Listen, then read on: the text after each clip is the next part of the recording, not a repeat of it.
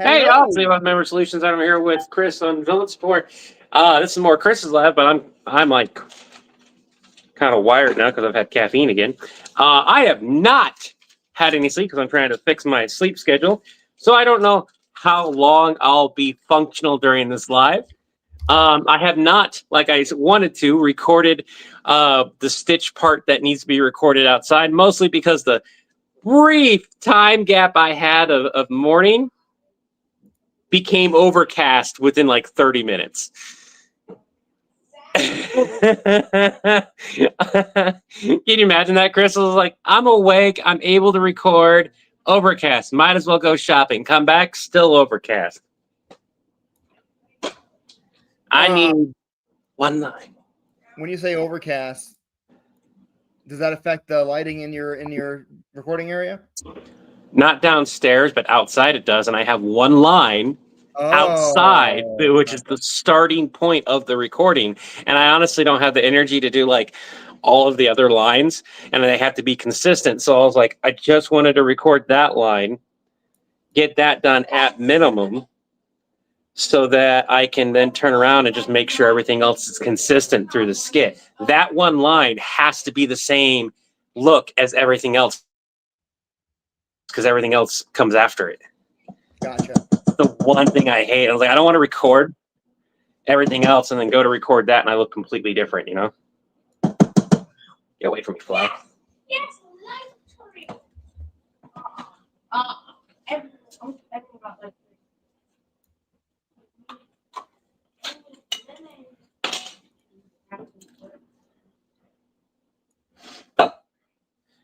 Today's lunch is carabini. I don't know how to pronounce this.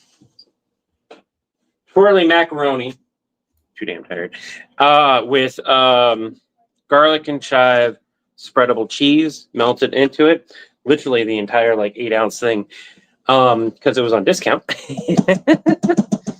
Along with a can of tomatoes that have garlic and other spices in it.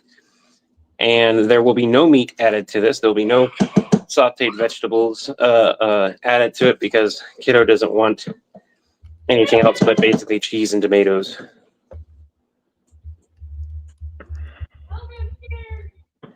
But we've had this before, and I've added chicken to this. So a really quick meal for you guys that are watching. The pasta. It doesn't really matter what type of pasta. Pick your pasta. Get yourself some of the garlic, herbs, and cheese. Right after you drain your pasta, put that cheese in there so the heat from the pasta will melt that together. Tobias, don't get louder than me.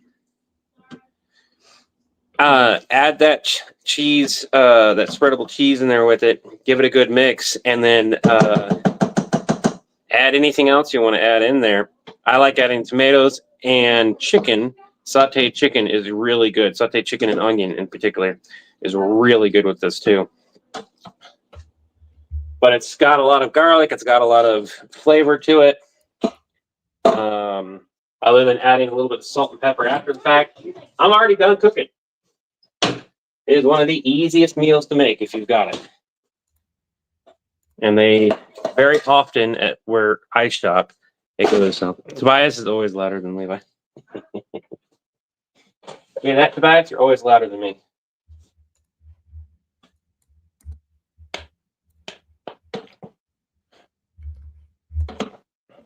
So I'm going to get a bit of pasta, then I'm going to head downstairs.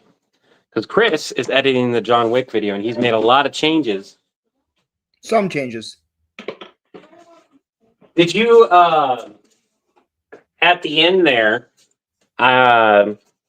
it was just left as a, if you want to use it as extra footage, the me going, good boy, such a good boy. I used part of it. I cut it a little bit short, but it works great with Napa being dropped and you being like such a good boy right after I press the button and you go, oh, okay, put the sand down, and he drops him immediately, and you're like, good boy, good doggy. But I tossed that in there as an afterthought, and I just started giggling at myself. I'm like, that's so stupid funny.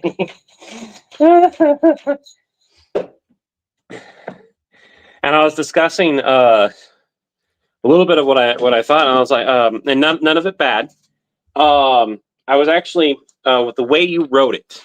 I know it's being changed now, but with the way you wrote it, one of the things that we kind of struggle with, different aspects. Like I have an easier time writing stand-up / sitcom style. You have an easier time writing like sketch comedy and gag, that kind of stuff that falls into the sketch comedy thing. And the way you rewrote it, and I was looking at it, I was like, this is very sitcom-y like. I really like the way it read in my head. And we both agree here. The way this, for everyone here, the way that the skit read, it read beautifully. When we went to play it from start to finish, it's like, and Chris saw it and I saw it. I just didn't know how to address it, and I was also tired. It drags in a couple of spots really badly. Like if it dragged a little bit, not a big problem. Unfortunately, it drags a fair amount. And that just happens when you go to record something. I've trimmed a lot, is what it is. Like stuff that either contradicts itself or establishes stuff we've already established. That's the kind of stuff that I had to do. What was that?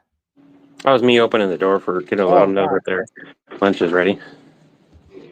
Remember Twitch, everybody. Add salt and pepper, kiddo. You're going to need it. But there's plenty of garlic and other stuff. I'm not going to be, I don't know how long I'll be alive, okay? So if you want to come down and hang out, you can.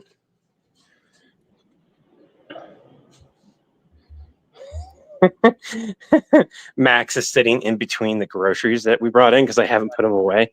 I put away everything cold. Everything else was like, I was trying to hit the K-Slot sale.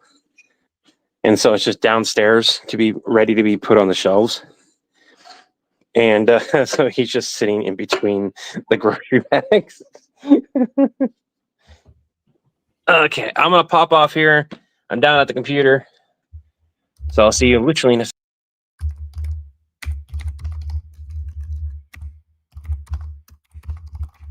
Hey, everybody. It's just me, the less interesting one.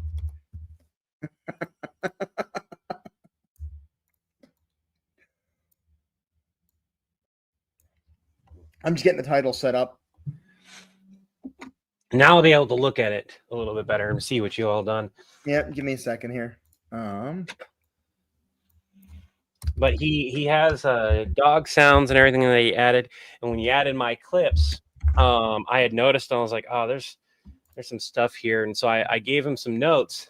Yep, I fixed all that up. Yeah. I got some new sounds in there. There's a bunch of different ones. There's some barks and different snarls going on because there's 3 heads. Whoa, that's a lot of flavor. All right, so It's not bad. It just kicks you with a ton. I might ask kiddo to bring me down to some Parmesan cheese.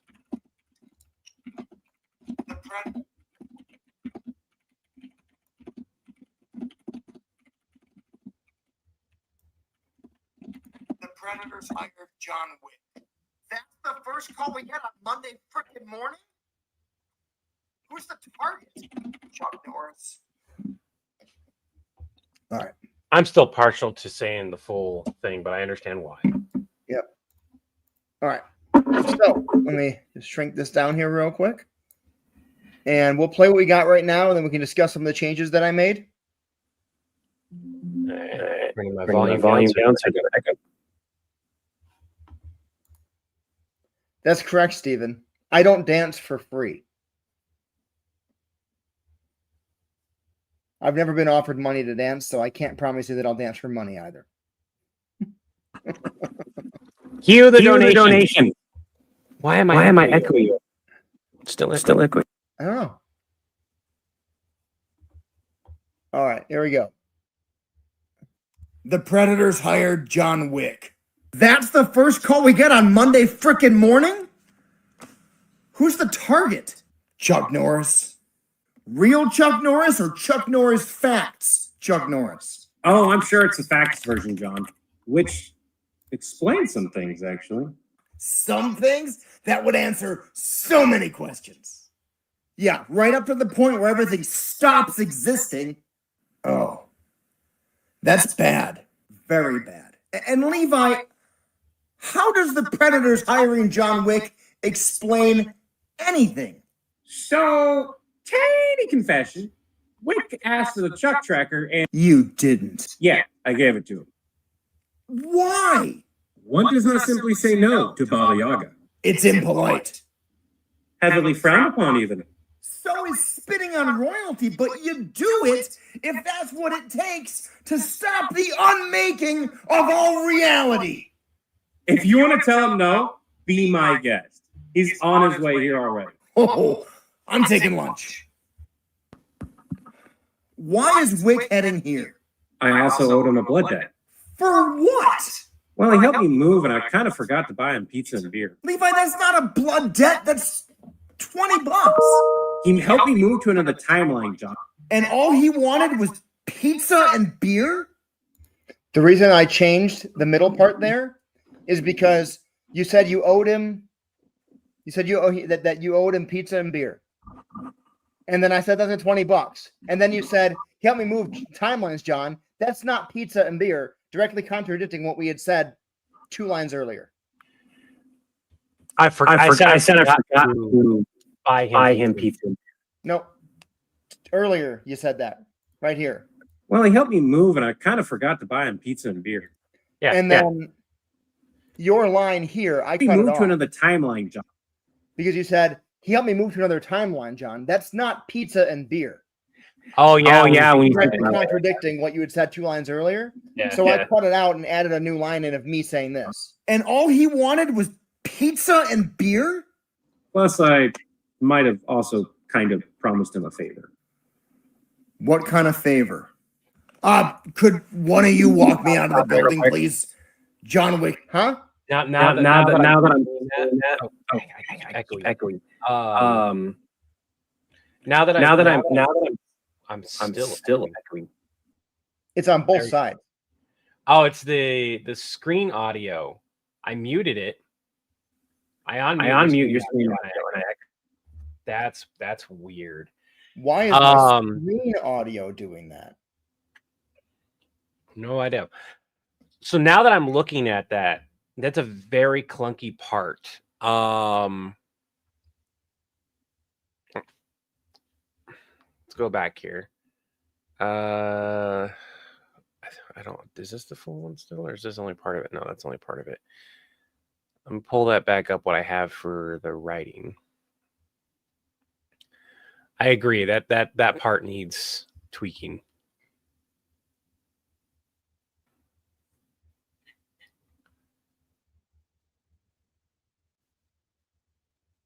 Hey, Sean, you're right up to the point of stop existing. Did you get rid of the Gar and login stuff? Yes, I cut all that because it's in the beginning and it just drags. Okay. It's a fun little reference for people who know Gurren Lagann, but it's like almost 30 seconds of discussion that is right in the beginning. That is like, hey, we're talking about this. Now we're talking about this. Now we're back here. And that's going to make someone go, nah, swipe. Yeah. It can be more something that's implied rather than said. Right. The Predator Hey, Callahan, how's it going? Training confession. Wick asked for a tracker, you didn't, and I gave it to him because you don't say no to John Wick. You don't say no to Baba Yaga. It's implied, heavily frowned upon. So spitting on frowny. You can tell me, guest, owed him a blood debt for what? Honestly, change things around. Get rid of the he helped me move and I forgot to buy him pizza and beer altogether. Put the line of he helped me move to another timeline, and I might have also put him owed him a favor. If you just get rid of my line of he helped me move and I forgot to buy him pizza and replace it with the help me move to another timeline.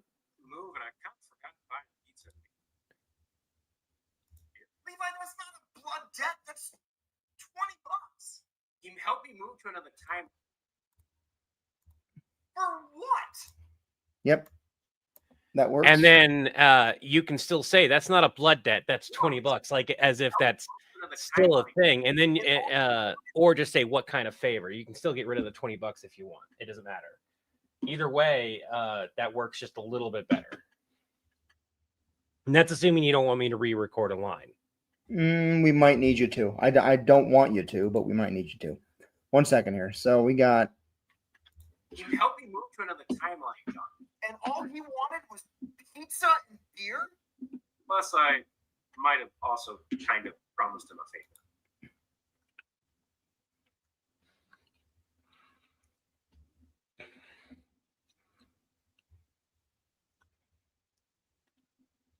So if we get rid of your line as well of the and all he wanted was pizza beer, that's not a blood debt. That's the if we it is my line, he helped me move to another timeline, and I may have also promised him a favor. Do I say that? Your line is here. I'll show you the whole line. This is the whole line, and it's too long and it doesn't work. It's this. You helped me move to another timeline, John. That's not pizza and beer. That's a big ask. Plus, I might have also kind of cut it right. So, cut it right there as a. That's a big ask. Insert your. That's still not. And maybe change your line to. I would still not say that's a blood debt. Maybe $40 in pizza and beer, like. And then have. I think that the pizza and beer bit only works if we have the other stuff. Yeah. If we have the other stuff, so we just need to cut it. So what we need is a line that mixes these two. So it's. You help me move to another timeline, John. Move to another timeline, John. And then I gotta have a line. Yeah. And then. Plus, I might have also. I might, and right there, I might have also, the way I said that is a perfect pause point. If you extend it out, there should be a cut that you might be able to do. I might have also as if I'm replying to you.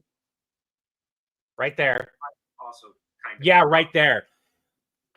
I might have also, you could say something in response to that, right before that. And then I respond to you. I might have also promised him a favor. As if I was responding to whatever you said. So there's too much cutting in the middle of it because you say the line real quickly and there's not natural pauses in there.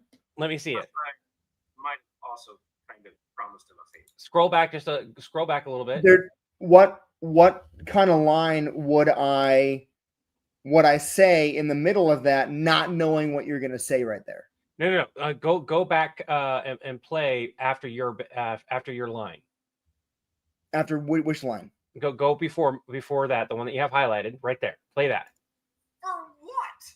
You helped me move to another timeline, John. Plus, I might have also. Right there. I started at the I might have also. Cut that out. Cut that. Keep that part right there. No. I wish I could. Might have also kind of from. See that pause. Is perfect as a response to you saying something, as in like, I might have also promised him a favor, right? It's still a very natural, I might have also promised him a favor moment. So we need to figure out what goes right there. Right where I have it right now? Yeah. Yeah, so that's what I'm trying to, I thought you were saying like in the middle of this, and I'm like, no. No. All right, so we got this. Help me move to another timeline, John. Then you have a part. Yeah, that's what I'm trying to figure out. What fits well between those. Okay, so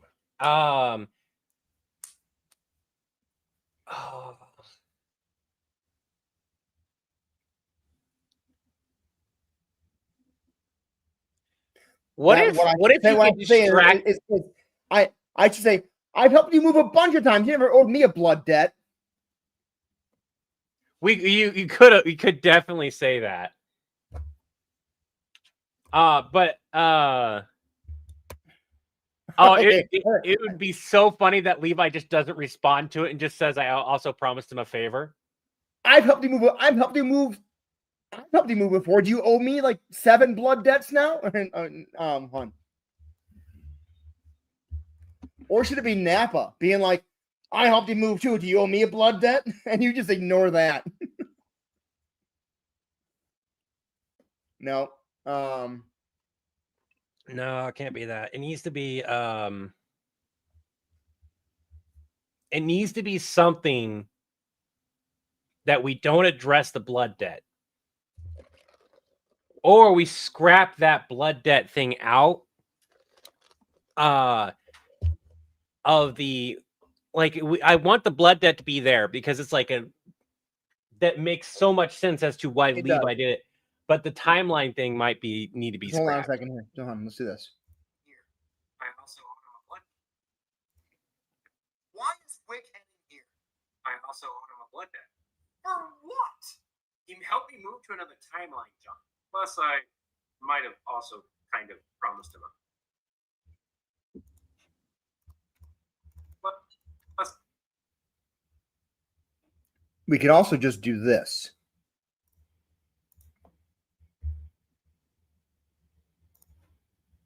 here.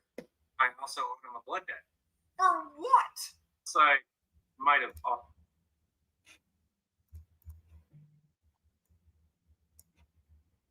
So,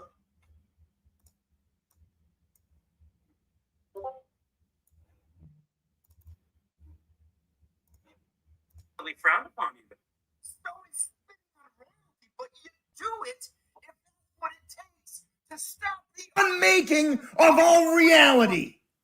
If you want to tell him no, be my guest. He's on his way here already. Oh, I'm taking lunch. Why is Wick heading here? I also owed him a blood debt. For what? I might have also kind of promised him a favor. No, because now you owe a blood debt, and we're ignoring, and we're not saying. We can ignore it. Oh, one second. We can can't. ignore it, but it can't be ignored like that. No, we can't be ignored on that. So It would have to be a. It would have to be a. Of course you do. Or something like that. But then that implies that Levi owes a lot of things, and that's not true. also kind of promised him a favor. You know what? If you change your line to like, you never owe anyone anything. And then it leads into my line of I might have also promised him a favor. What? He helped me move to another timeline. Instead of that, get rid of those two and go, I owed him a blood debt, and then you replace it with replace your line entirely with a you never You owe are anyone. very careful to never owe anyone anything. Yes. And I don't tell you what the blood debt is. We don't address it. We let the audience guess what it is. I Which is, might have also. and I just go, plus I might have also owed him a Mhm. favor. All right, let me record this real quick.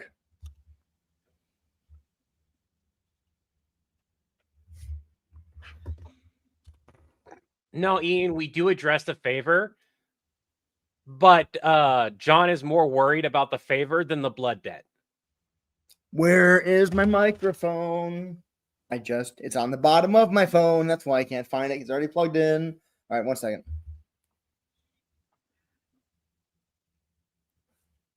For what? You are very okay. You are very careful to never owe anyone anything. What do you? Oh, hon, hon. Remember, we just cut that out entirely. For what? For what? That line for what? Get rid of the for what and literally just say, you are careful never to owe anyone anything. And then it goes to Levi saying, plus I might have owed him a favor. That's where you have your next line of like, what kind of favor? Like you've been hit with a blood debt and a favor, and you don't know which one thing. And the only one I answer is the favor. We never address the blood debt. And now the audience gets to ask, wait a minute, he never said what the blood debt was for. He deflected the conversation successfully. You are very careful to never owe anyone anything. Yeah, there we go. Okay.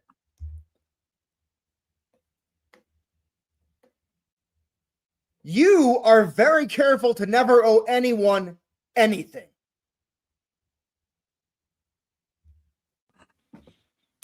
I like that because we go to this and Levi like distracts John with something else that's just as equally like what? And the thing that works to distract him is the fact that we very quickly find out about Cerberus. Yes. All of a sudden, there's a dog in the office, and we're not thinking about the blood debt anymore. Exactly. And so it leaves the question open and allows the audience to have fun with it. I wish we had the rights to Napa because we could sell a chew toy. Well, technically speaking, we could sell a chew toy that looks like you with a shirt that kind of looks like the battle shirt, but it's very obviously not the battle shirt. We would have to work. We would have to do a deal with one of those companies that specializes in toys for aggressive chewers. Do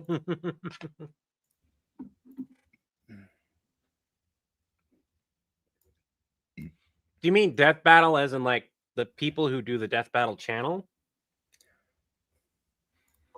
So I actually went on a tangent last night because I was like curious how they started so well. So they originally were like their own thing, but like within a very short amount of time, they were owned by several different companies throughout the years since then. And now they're their own thing again, but with a shit ton of money. So like they started like in 2014 or whatever, and then quickly within 2014, they were bought up. And then because I was right around the same time, a bunch of YouTube channels were getting bought up by bigger companies. Yeah. And then and a bunch of YouTube channels people regretted that because those companies just didn't pay them and treated them like shit and everything. They got lucky because Rooster Teeth bought them. Rooster Teeth was got owned by Warner Brothers, with then a Discovery thing back and forth, or Screw Attack. Yeah, that's what it was. All right, you ready? Yeah. I also owe him a blood debt. You are very careful to never owe Anyone anything.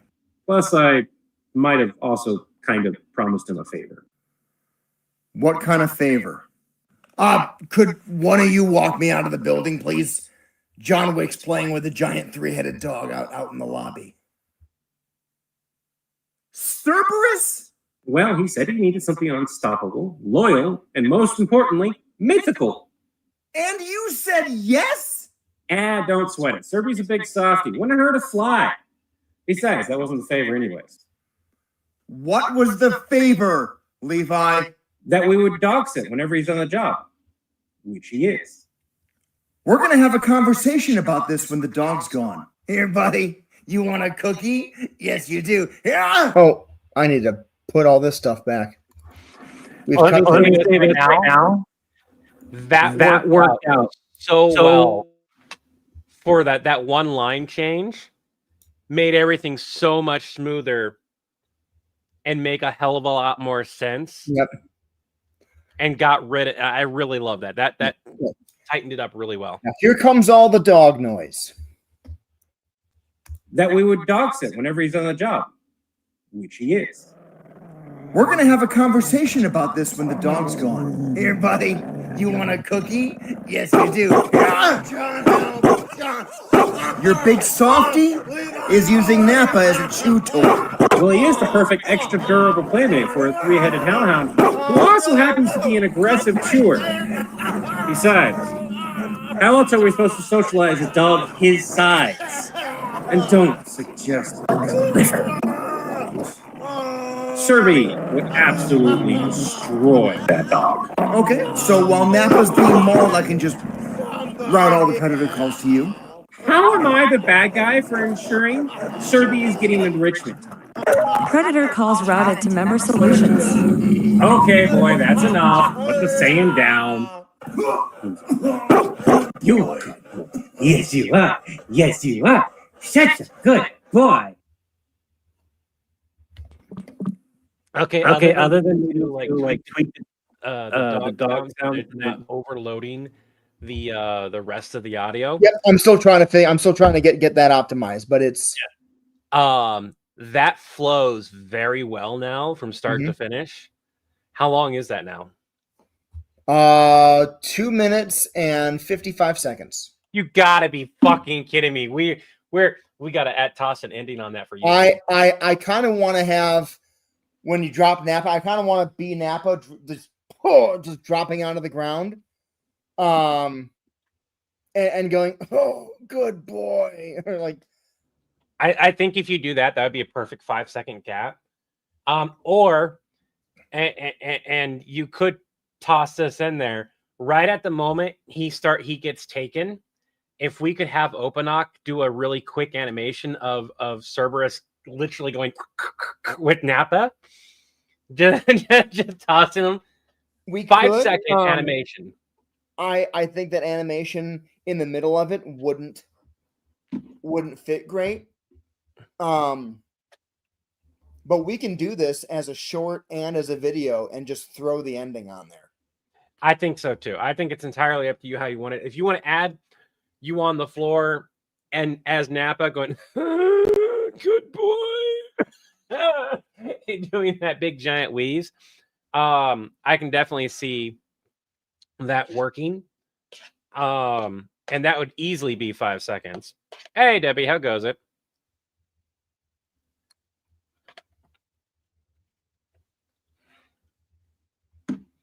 Where the hell is After the good boy, Nappa should mutter dog breath. Oh, there we go.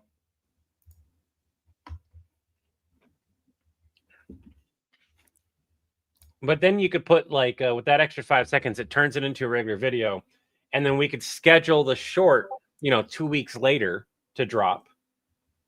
And the reason why I say 2 weeks later is, at least for YouTube specifically, is so that it buys time. It's not a short right away, and it doesn't harm any other video. Right. It doesn't So interfere with anything. So this will jump it to 303, and then let me just put a transition in here, black fade, and we go to this. You are. Yes, you are. Yes, you are. Such a good boy.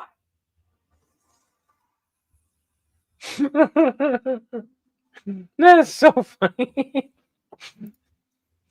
The idea of Levi just praising him for chewing up Nappa. You got rid of the he is the perfect extra durable playmate thing too, huh? No, you didn't. No, it's still there. Well, he is the perfect extra durable playmate. So happens to be an aggressive chewer. Besides, how else are we supposed to socialize a dog his size? Don't suggest that. Is the I can't believe I'm still a bad guy there? Roy, that dog. Okay, so while Nappa's doing more, I can just route all the predators close to you. How am I the bad guy? Yeah, it is. Yeah. I'm sorry, I'm tired. Predator calls routed to member solutions. Okay. Nope. Hey, Rose Wolf, how's it going? I do like that. All right, so now subtitles, and then fix the audio a little bit here at the end, which I might kick it back over to you to do. I like that. Medic, Levi, walk it off. You'll be fine. So one of the things when you're editing, did you download it to local? Because if you didn't download it to local, when you exit out of it, you did? Mm-hmm. Okay. CapCut has a new kind of cool thing. Where when you exit out of it, it's when you're editing it, it's cloud-based editing. Unless you download it to local. Yeah, I did. Yeah. And then you do have to upload it as a new one. or upload it, and if the name hasn't changed, just hit replace, and it will replace the existing one. If we ever animate this, Robert Westfall, yes. Cerberus needs to walk in as a little cute chihuahua, and then he sees Nappa and goes, and just grows in size.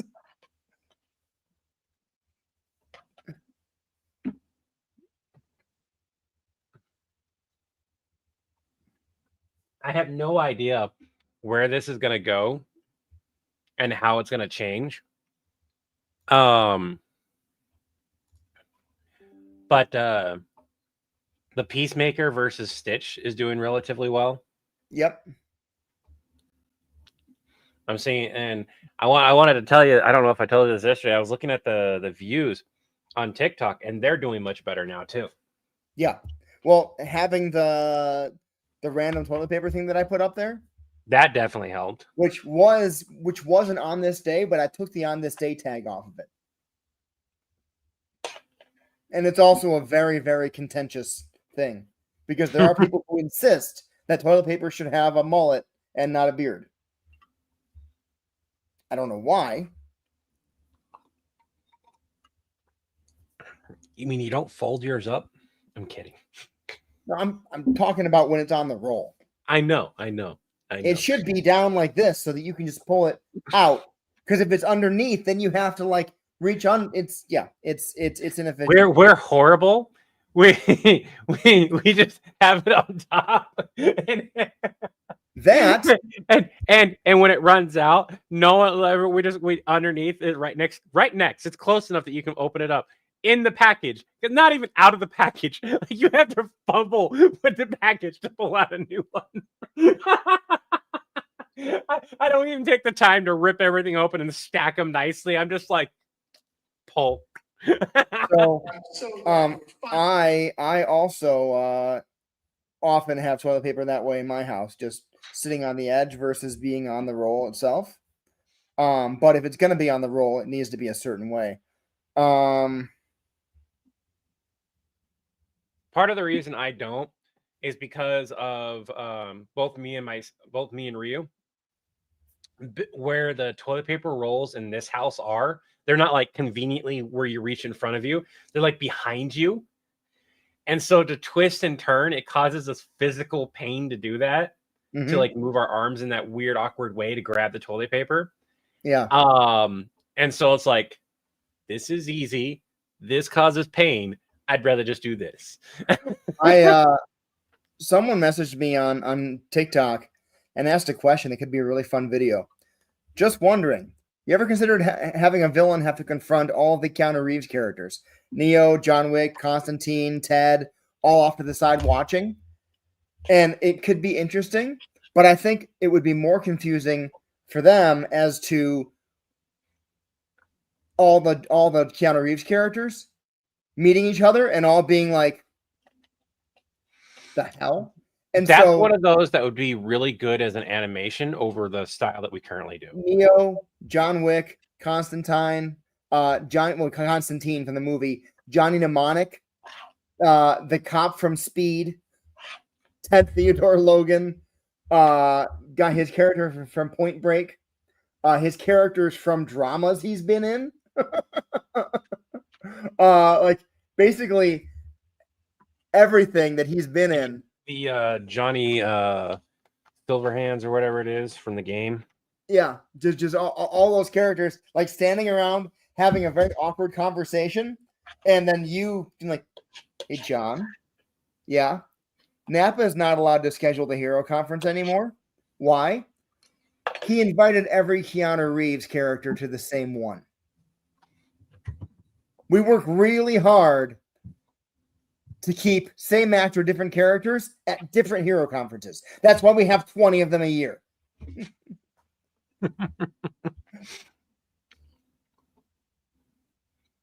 Logan Bloom, I would love to. Our animator, we are not his only projects, and he had a big slowdown over the last month. So he's just finishing up the last project we had with him. Not to mention, it doesn't help that we accidentally didn't give him all those resources. I could have sworn they were all in that folder, but I I don't know. It just shit happened. Yeah.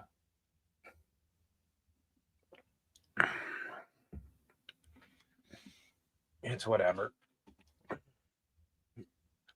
Or yeah, that could be fun. Keanu Reeves Constantine meets Comics Constantine. Like, who's this guy? He's you. He clearly is not. No, he is. Just a different version. That's where it's Constantine, not teen, Yeah. comes in. Tine like fine. So, anyways, what you were talking about with the way, yeah. So you and Ryu are either neutral good or true neutral, depending on whether you put the toilet paper roll on the counter or on top of the actual bar. On the counter. On the counter. Then you are neutral good. Because otherwise If it you have- falls on the ground. If you have multiple up there, then you're chaotic good. No. The multiple are in a drawer. Okay. So only one on the counter at a time. Only one on a Neutral counter good. at a time.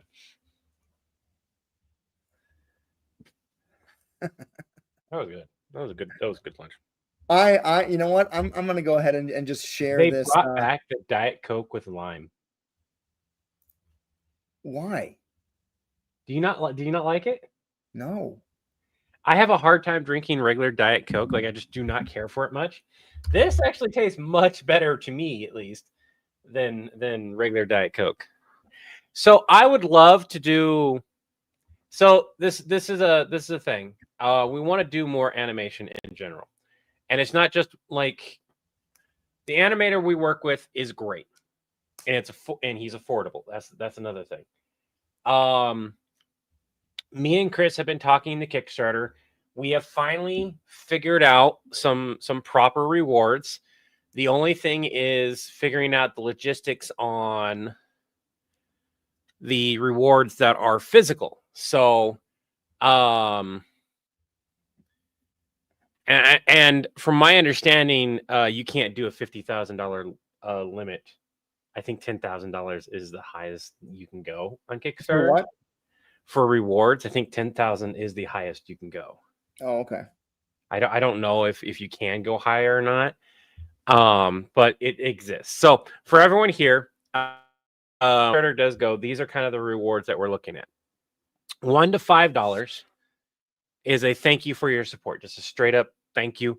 $10 is your name and credits in the animation in the long project that we have planned, which would be one of the biggest series, like the Deadpool versus Borg, Thanos got run over by a reindeer thing, or Samara, or whatever. It would be a project that is voted on.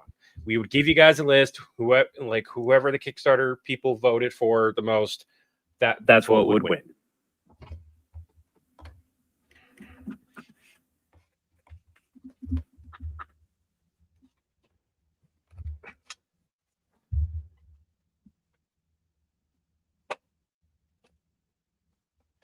And then I'm right there on chaotic neutral. Oh, okay. Chaotic. Oh yeah, no, you're right. Neutral good has toilet paper on this also. Yeah, no, I'm Yeah, chaotic yeah, neutral. yeah. Because technically my toilet paper roll isn't even there. It's literally behind the toilet. Oh, this thing is. Yeah. So like So in order to get toilet paper, you have to like turn around and grab it. So your bathroom is chaotic evil. Yes. It sucks.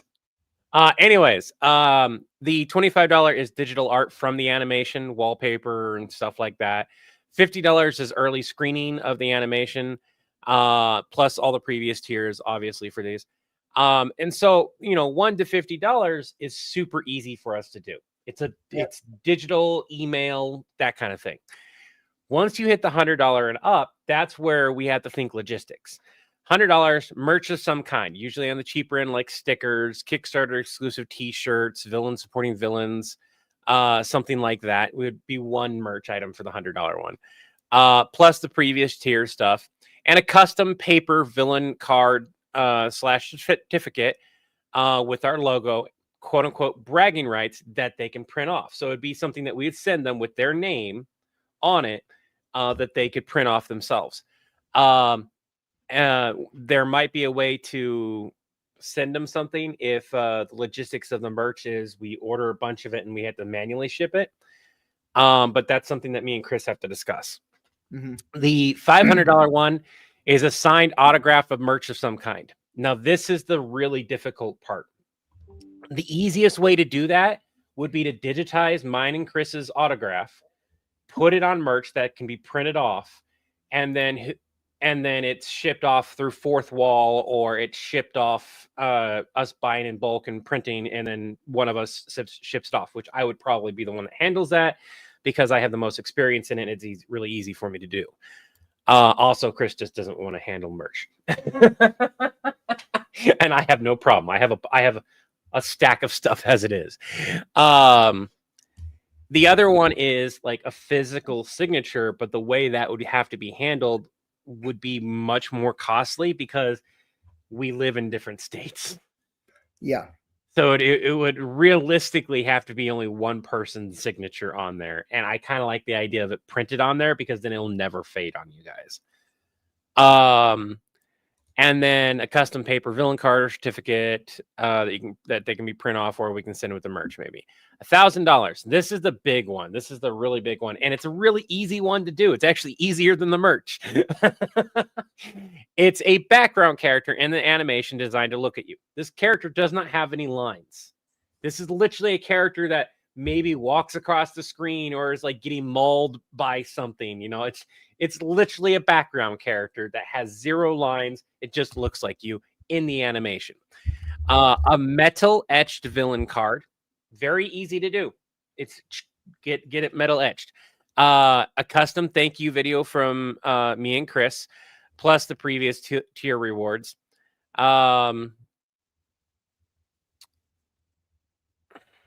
And then the $10,000 one would be limited to 10. And there's a very specific reason why it's being limited.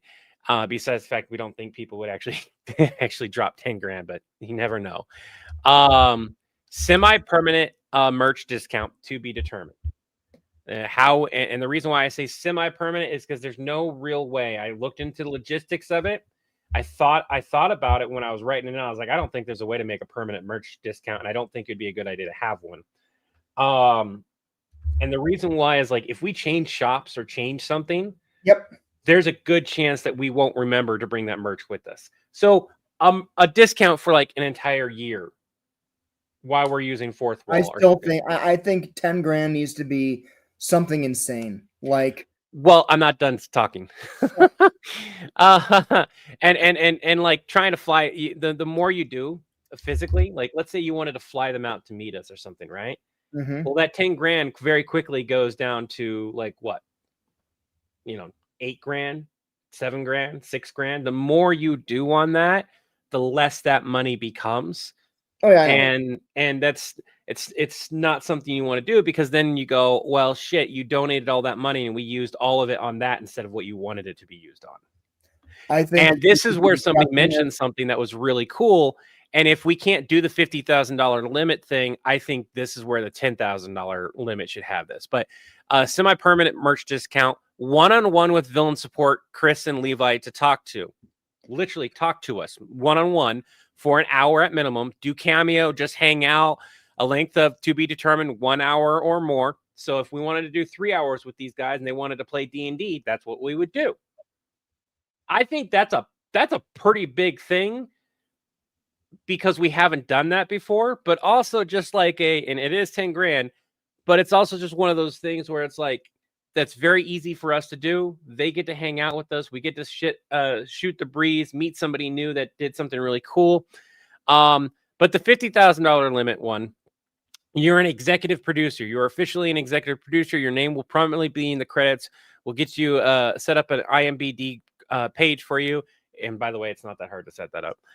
Link to the final animation project. Now, realistically, if we can't do the $50,000 one, we could easily do the limit 10 and have 10 executive producers. Like your name I'm is being no honest, and you all may feel differently. If I had the 10K to spend and I wanted to support this project, I would not be interested in meeting the creators at all. So that's even if you were flown out there and stuff like that, right? And see, that's a lot. There's a lot of people who just go, I just want to see the animation be a thing. And Mhm. they'll just drop the money. And there's plenty of people out there who have that kind of money who just go like, I don't care. Here's 10 grand, here's 20 grand, here's whatever. I've seen that on Kickstarters. And the biggest thing is like everyone has that thing of like, what do I do if somebody actually donates? What do I give you? You don't have a good answer because no matter what, it's gonna feel like to us, to you, to me, that we're not doing enough for them. It would be cost prohibitive to get anyone to or from the US in doing that also. Yeah. And then flying people inside of the US is still expensive. Not to mention like trying to schedule everything for them, get them here, hope that they don't have any issues during it. And so that's one of those things where it's like we're not doing a film set, we're doing an animation. We can't give you a speaking role. Our OnlyFans doesn't exist yet, Colleen.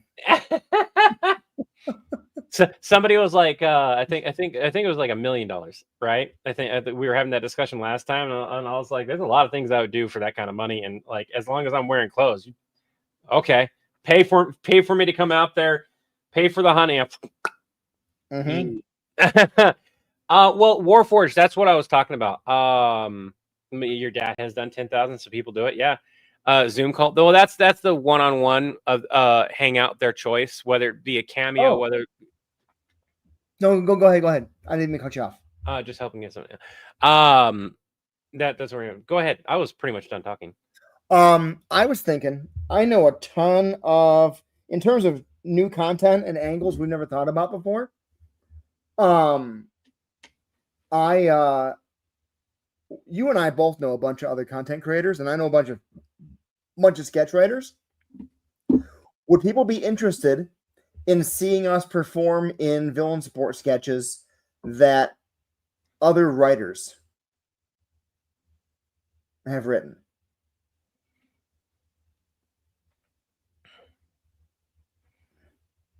Other large creators, sketch writers who've written for TV, etc.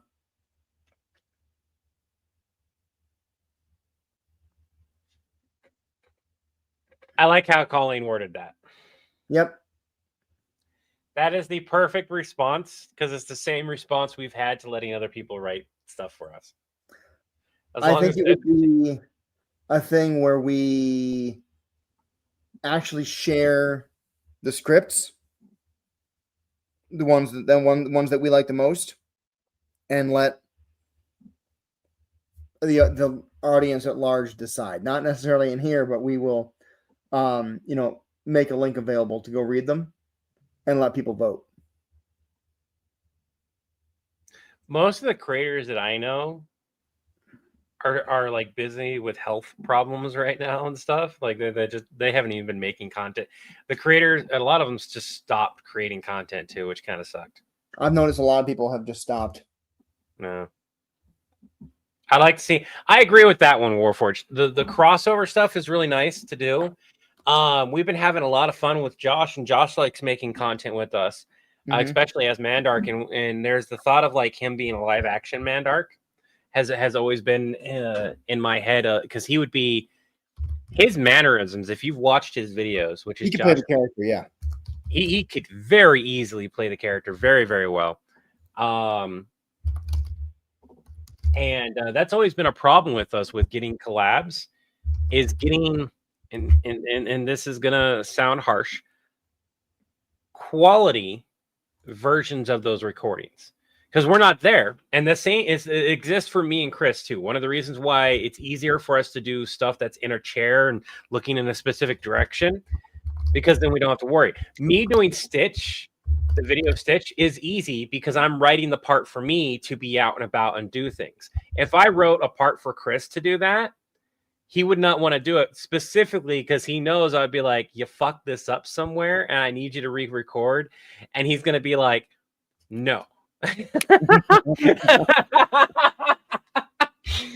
Whereas I can go, I need to re-record. I spent 3 days re-record. Like the fact that like the just recording outside took me 2 to 3 days to finish. And I broke one of my teacups doing it and stuff like that. I had a Red Lobster cup and I accidentally broke it. Oh man. I could not do another take because I didn't have another cup that fit in that area. And I was like, well, that's the only take. And it exists like that. And that's it. To be fair, those cups were like insanely thin glass. I offered to play myself in a movie. They turned me down saying I wasn't the type.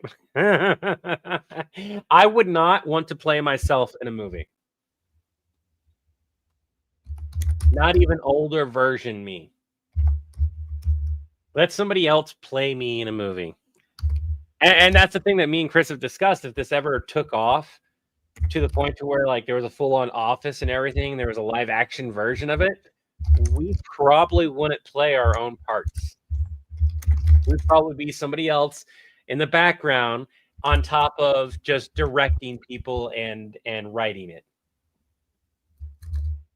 Specifically, mostly physical and mental conditions for filming. I don't know about you guys, but the idea of having to be on set, even if I'm not actively doing something, for like 19, 20 hours,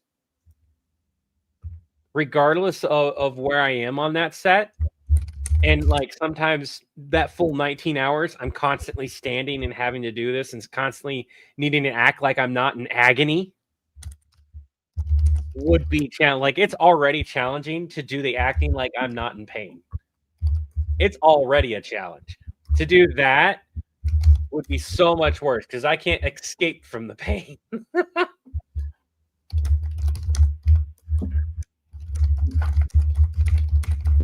I would say that he has stopped aging, but like thankfully we can actually see him aging now. There's only so much plastic surgery you can get. I'm sorry. You saw the name and you're like, what? Oh.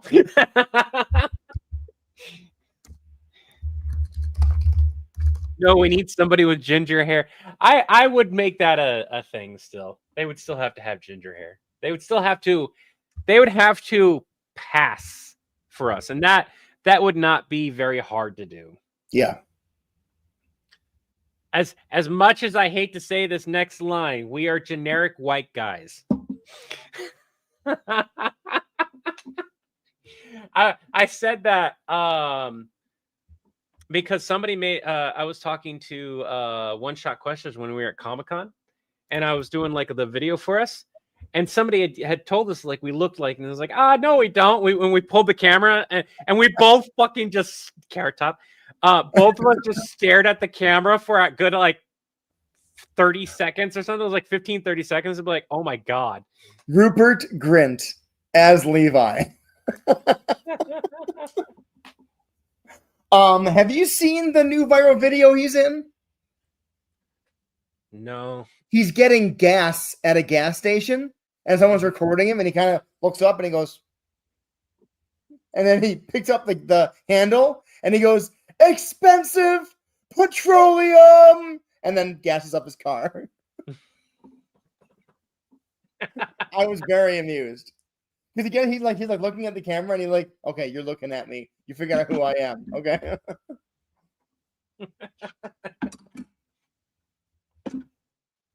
But Jonathan Stasis, I really thought at first you guys were brothers, and see, yeah. That's the thing. It was like with the One Shot Questions thing. It was like we looked at each other in the camera, and I was like, "Oh my God!" And it was like, "Yeah, we kind of looked generic," and I was like, "Oh my God, we're generic white guys." And then I did something worse, Chris. I did something worse. Oh, not to him, but to myself. More recently, there are a lot of generic white guys that are in YouTube and content creation and everything. mm-hmm. Like an ungodly amount. And a lot of them, most of them, have podcasts. Like if you look at the people who run the podcast stuff, it's people like us John Satan with a ginger wig. Oh, any ideas for Judge Dredd? There's some IP media, some media in general that just does not. It's not that it doesn't translate. It's just that it doesn't do well. RoboCop is one of them. Unless Judge Dredd is trending again, it's not going to do well. It didn't do well the first time we tried to do it. It's not going to do well this time. Unfortunately, yeah. And the worst part about it is stuff like RoboCop and Judge Dredd. That's so easy to do our style of content for. We could literally be talking to them and it make 100% sense. No one's going to question us talking to Judge Dredd because he makes the calls all the time. No one's going to question us talking to RoboCop because he calls all the time on his little headset and stuff. Right. And for whatever reason, no one questions talking to a goddamn shark that doesn't speak. But if you talk to Frodo, Baggins, and the Shire, they ask questions. Yeah. Yeah, hypocrite. I'm kidding.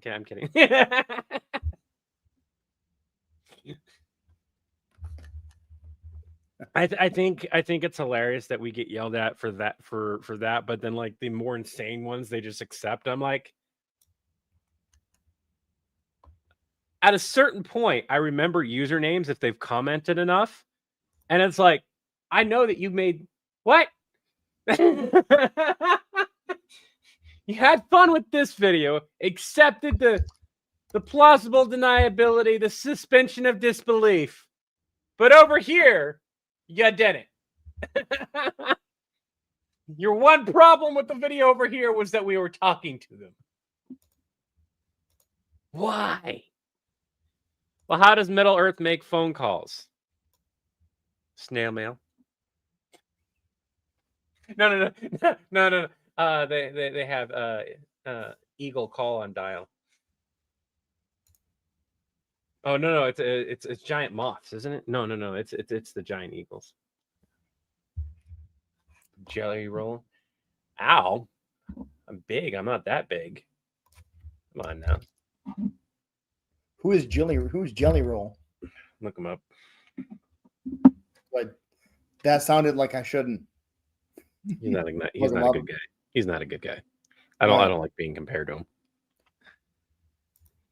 There's quite a few people I'm not a fan of if I get compared to. Jelly Roll lost 300 pounds. That's nice. I need to lose some weight. Me too. Oh, I know who that is. Oh wow, he did lose a lot of weight. Look at that. But yeah, he's not a very good person. Logan, you're fine. It's I've been like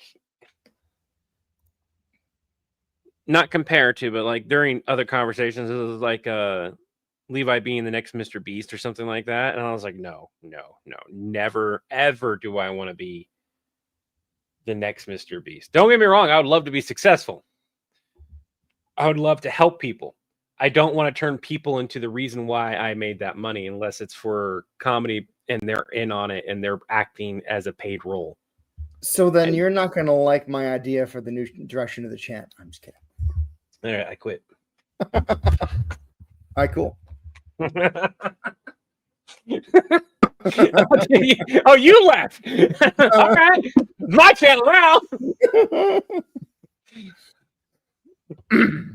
You just pop out. All right, I guess I'm taking over. All right, everyone. No. No, don't do that. Hey, Spinal Breaker, how's it going? It'd be funny to have a skin where RoboCop somehow have a skit. The typo.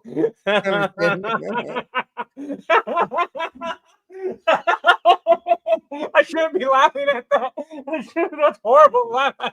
I wanted. We could just change. RoboCop gets fired, and now he works at RoboCall. Now his name is Robocall. That's a great question. How do you think Master Chief would do in the Fallout universe? How do I think he would do? Yeah. Oh God, he would destroy everything. This is a man inside of what is essentially a mech suit that is built specifically for him, and you could still fit into another mech suit. Like he could. I get it. I'm just asking. We're not talking meme Master Chief. I'm not either. Okay, cool. All right. I would like to point out that the canon Master Chief can flip a tank that weighs over 10 tons. True. Okay? The canon Master With Chief... a flick of his mechanized finger. The canon Master Chief lifted an ion cannon inside of the ship, the magnetic cannon or whatever, that was like activating at the time. Somebody did the math and it was like a ridiculous number. It was like in the tens of quadrillions of whatever that he did. Like he was God power. Yeah. Like it is nuts. That's the reason why like when people go and say it's like Master Chief versus Doom Guy and they go, well, Doom Guy would win. And I'm like, you don't know how strong canon Master Chief is then. I'm not saying that Doom Guy would lose. I want to make sure that's clear. Doom Guy has something that Master Chief does not. Doom Guy has infinite stamina. Master Chief does not. But Master Chief is about 10 times physically stronger than Doom Guy. Yep. Cue the anger. Yeah. People who disagree. But it's canon that he is just that much stronger.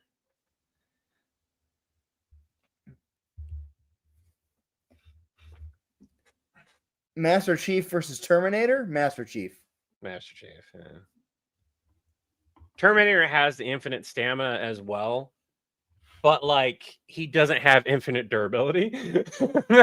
That's the name of the guy who proctors the Greek SAT, right?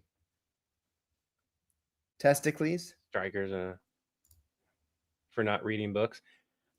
See, I'm not even talking about the books, but the books go even more insane.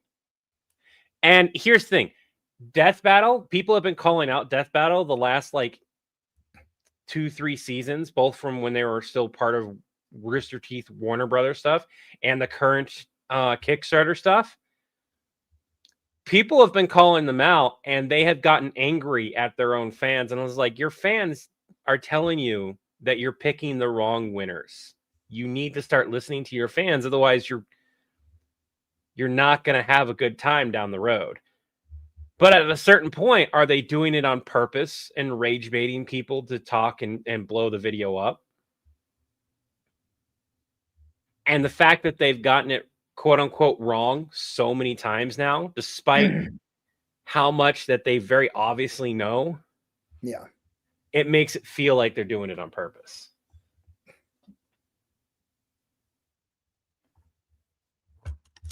Yeah, no, I would give it to Doom Guy. I'm not saying that. I'm just saying that the battle would not be as easy as people like to believe it is. Doom Guy's immortal? Yeah. That's why he has infinite stamina. Otherwise, he would not have infinite stamina. And I think that's the thing is that you don't count that.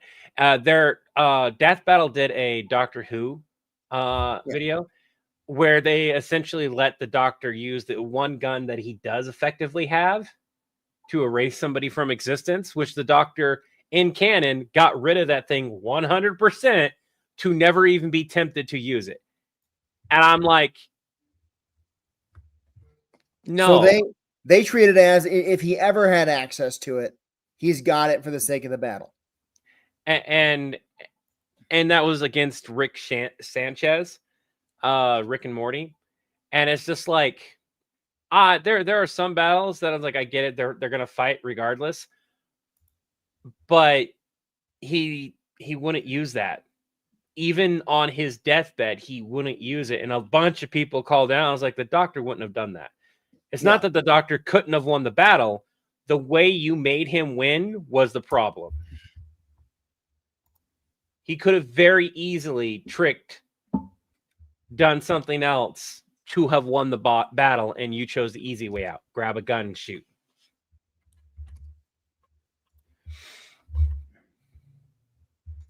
Yeah, Doctor Who can do crazy shit. Not denying that. I don't know. Did you add the crashing sounds to the thing too? Oh no, I didn't do that yet. All right. I'll let you add. Don't forget to add pictures. I won't. All I'm right. doing subtitles right now. Okay. Did you want me to tweak the audio after you get done with all that? Let me get the other sounds in there and see what I can do with it, and then I'll throw it in there, and you All can. If you can't get a satisfying result, I'll take a look at it. Okay. But if you can get a satisfying result, I'll just let you. I have a video done, by the way. I do have a video done. I haven't uploaded it. The Gary the Broke Vampire versus Abraham Lincoln. Did you get a chance to see that yet? No, I did not. All right, I'll present my screen. We'll share that real quick. Yeah. I like how it came out.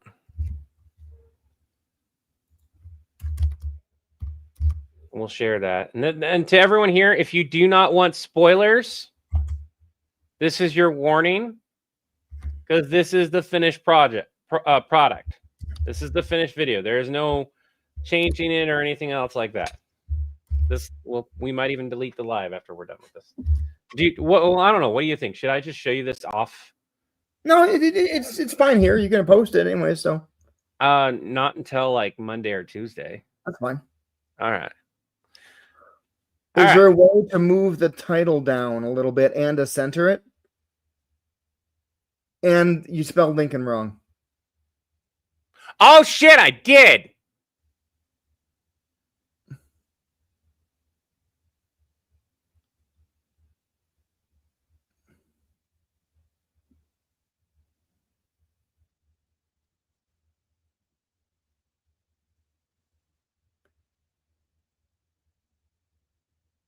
Center it. It was already centered. But like right there. Yep. L-I-C. Lincoln. L-I-N. Coln. Lincoln. Wait, what? Yep. What? Yep.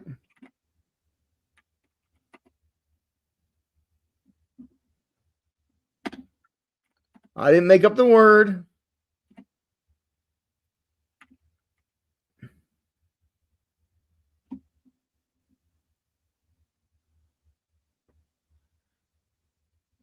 All right, whatever. I don't care. I swear it was spelled differently. I don't know why. Blame that on autocorrect. No. I'm just horrible at it. It's just horrible at it. I guess we can watch this one. That good right there? Yep. All right. I'll have to export that again. Ted, how exactly did you lose the time machine? Honest Abe stole it. Why in the heck would Honest Abe steal it? He's hunting a vampire? Oh no. John! Okay, so we figured out why you were having the burning sensation on the ship. It's not what you thought. It's because this is the maiden voyage, and they christened it with a bottle of wine. It's not a full blessing, but apparently it's blessy enough to have an adverse effect on vampires. Yeah, so we're going to have to find a whole new way to get you out of Africa and up to Transylvania. What the hell do you mean by bearded top hat guy? John! Hold on. What? Bill and Ted just lost Lincoln in 2025, and he's currently hunting Gary. That's what he meant by bearded top hat guy. You do know that Gary is Abe Lincoln's like #1 vampire that got away, right? Yeah, and he's about to finish the job. Of course he is. Wait. How does Abe even know where to find Gary? I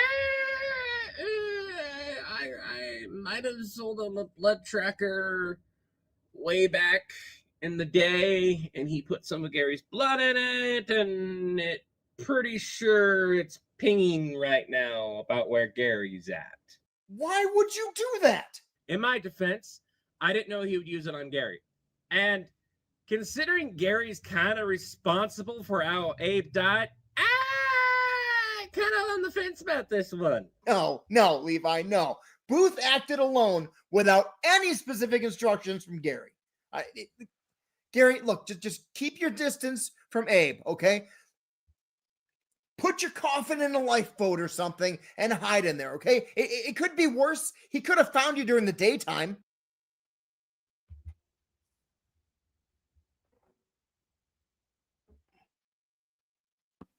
I really like that. Yeah. And I had like the part where I go, I had like shorter versions of that. And I was like, I don't like that. So that really long version was just that trying to avoid the topic. I was like that drawn out worked out really well.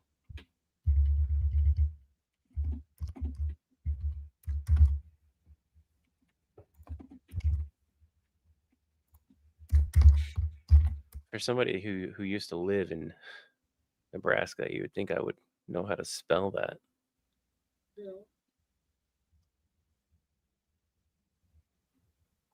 All right, delete that. Cut that. Put that in there. There we go. We'll upload that on Monday or Tuesday and get that set and ready. I don't feel like thinking too much right now. I'm already thinking more than what I did. Did Gary Maiden Voyage time travel? Did Gary book himself on the Titanic? No. So this is technically a sequel written in the form of you could enjoy it episodically, which is kind of the entire Gary series. Like realistically, you could go almost, and it does have a problem when it's written like that. When you go to put them all together to form the story, things don't work as well. Right. And that's something that like when after learning that about Gary, we started to adjust our writing with how we handle like the Stitch stuff and stuff like that. Now, the entire Stitch I could put from start to finish. I've watched it from start to finish and it works. There's a few parts, some things when we go to put it all together that I might film. And that's mostly us trying to get a hold of Lilo and Stitch. Or not Lilo and Stitch. Lilo and Nani and Jumba and them, and not being able to get a hold of them, because that's the main question people ask, like, why didn't you call? And that's the only real filler that needs to be in there of the we can't get a hold of them. Have you gotten a hold of them? You can't still get a hold of them type of thing.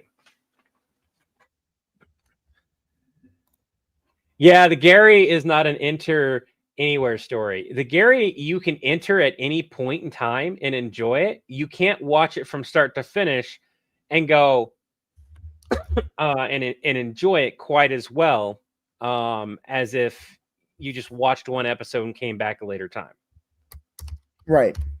That is its downside. Now, it has performed phenomenally for being an original character, an original series, even with interactions with other characters and stuff like that. Even when we couldn't interact with other characters, it has performed continuously really well. So we have a good formula.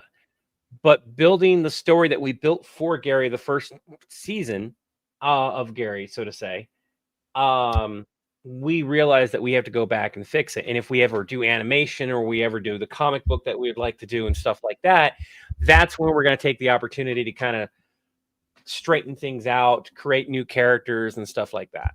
What is going on? Why do I keep getting messages? Oh, I'd like to point out I get the messages. I get them. Come in. Gary gets a time gauntlet from Doctor Who and gets stuck in the past. So Gary getting things and making him more powerful is not something I realistically want to do unless we plan on, in all honesty, ending the character Gary as a support character. If we go, Gary has lived his usefulness. He's no longer going to be part of this thing. He's going to transition and go and be a successful vampire, and we're never really going to hear about him again outside of a reference here and there. That's the time when we give Gary things that he shouldn't realistically be able to handle and have. Currently, anytime he gets something, he fucks it up. That is his whole character. He doesn't have much character growth outside of that. We think he's having character growth just for him to take like 20 steps backward for some reason. And that's part of his character. It's really funny. But every series, every show, everything has an end. Even villain support. We have asked that question multiple times. Is this over? Is this done? They had a dog out in the lobby. And it's not. We have lots of other skits and ideas. We've had a couple people, specifically and literally just a couple of people who haven't you done too much Predator content? And it's like, I would say that I agree with you. Both me and Chris would do that. Hence why we don't do as much Predator content anymore. But it's really hard to argue with the analytics. When the math says keep making this, it's still doing well. It's kind of hard to be like, I would agree with you. But the views and the money that comes from these views say something else entirely. Yeah. The amount of people who go, hey, do this versus this. Hey, why don't you update your old video with your new style? Gary was offered a job and effectively never showed up. He never showed up, right? Or did he show up for one day and then pop out the next? He worked for like 2 weeks and then stopped showing up. Yeah. And here's the relationships of how Gary fits in. Gary and Nappa. Nappa doesn't really care about Gary one way or another. He just kind of like, Gary did this, Gary did that, right? Nappa's the perfect neutral party with Gary. John, for whatever fucking reason, has Gary's back 100% all the time. Levi is on a hair's breadth away from sending vampire hunters specifically his way and does not try to save Gary 90% of the time. He's just like, well, you kind of earned it. I mean, if you survive, great. There's even a skit that we finally, like, did we release that? Did we? I don't think we did. I did not release that. The skit where Levi Squid Games. No, we scrapped that one. Yep. There was a skit that we wrote, and I would love to still find the joke. Still find a way to put the joke in there. And the joke quite literally is that Levi says something that even John goes, whoa. And it's honestly, Gary, if it weren't for our mandatory HR training with Hal, I'd be telling you to walk into the sun right now, which that line was honestly better well written when we didn't have Hal in there. It was me telling, I was like, I have half a mind to tell you to walk in the sun right now. And John and Chris was like, that's too much right off the bat. But it, like, Levi has had enough. Levi actively trying to kill Gary while John is trying to save him. I'm not actively trying to kill him, but I'm also not going out of my way to help him a lot. Like, Levi has tried to help Gary periodically, and Gary continuously fucks it up. And Levi, much like the Predators, is kind of done with it. But it's his job to at least attempt to do something. So Levi gets excited when the Predators do something really good for a change, and was like, oh, hell yeah. He gets back into helping them. Levi does not get excited for Gary. Levi has known Gary for way too long. Levi has played poker with Gary. Gary owes Levi money. The only reason Gary gets to stay alive is because Gary owes Levi money.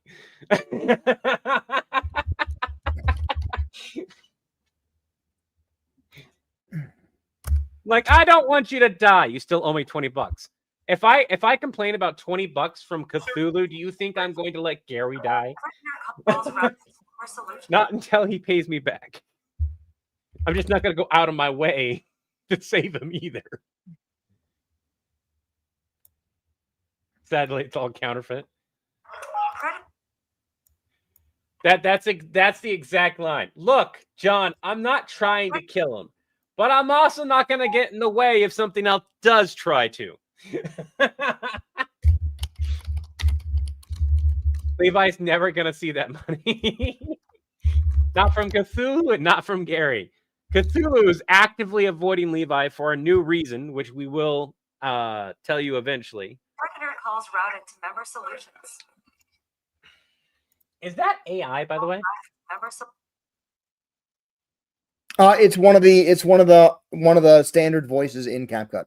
Yeah, the text to, is it the text to? No, I recorded the voice and then put a voice filter on top of it.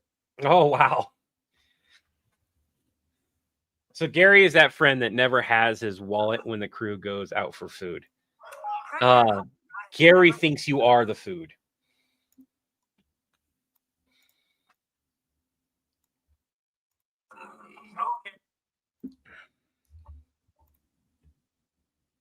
I think it'd be a funny ending if Gary eventually, if eventually the billing department gets him for all these calls and help that he hasn't paid for. I think if we ever end the Gary saga, it has to be Gary succeeding. It has to be the full-on character growth.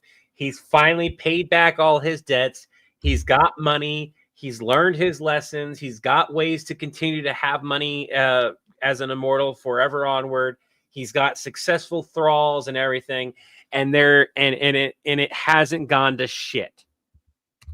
That's the key thing. It didn't go to shit. It actually succeeded.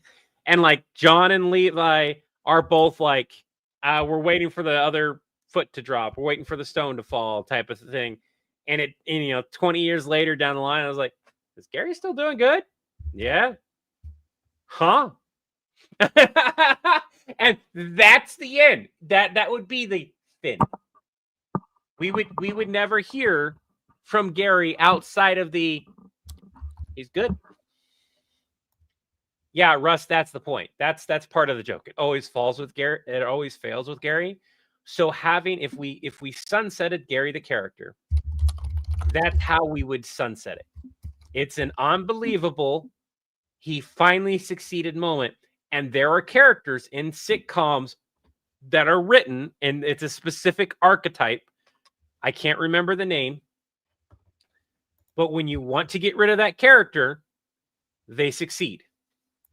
That is how they are not allowed to be happy. They are not allowed to succeed until you are done with that character.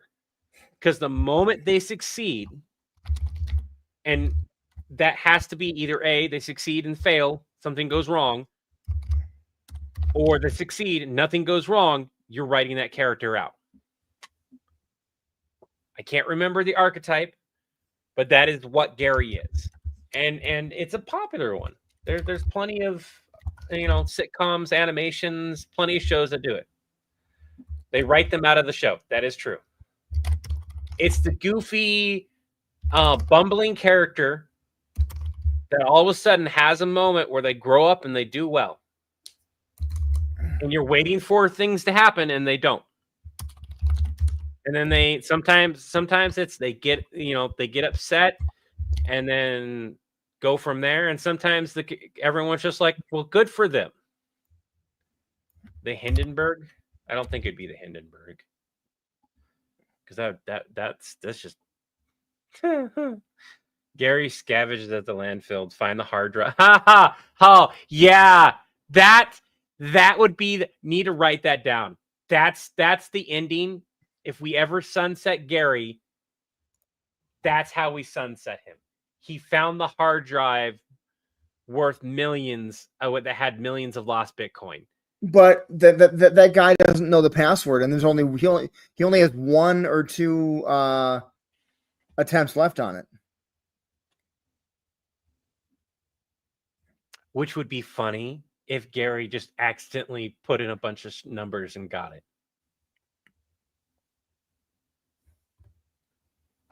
It's the most unbelievable, stupid Gary thing to do. He failed into success.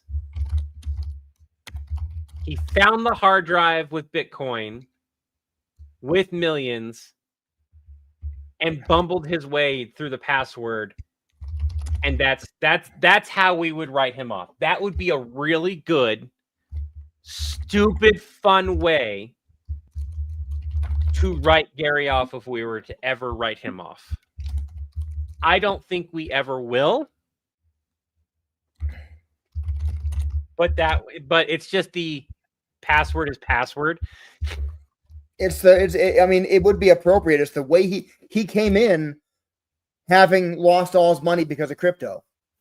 Yeah.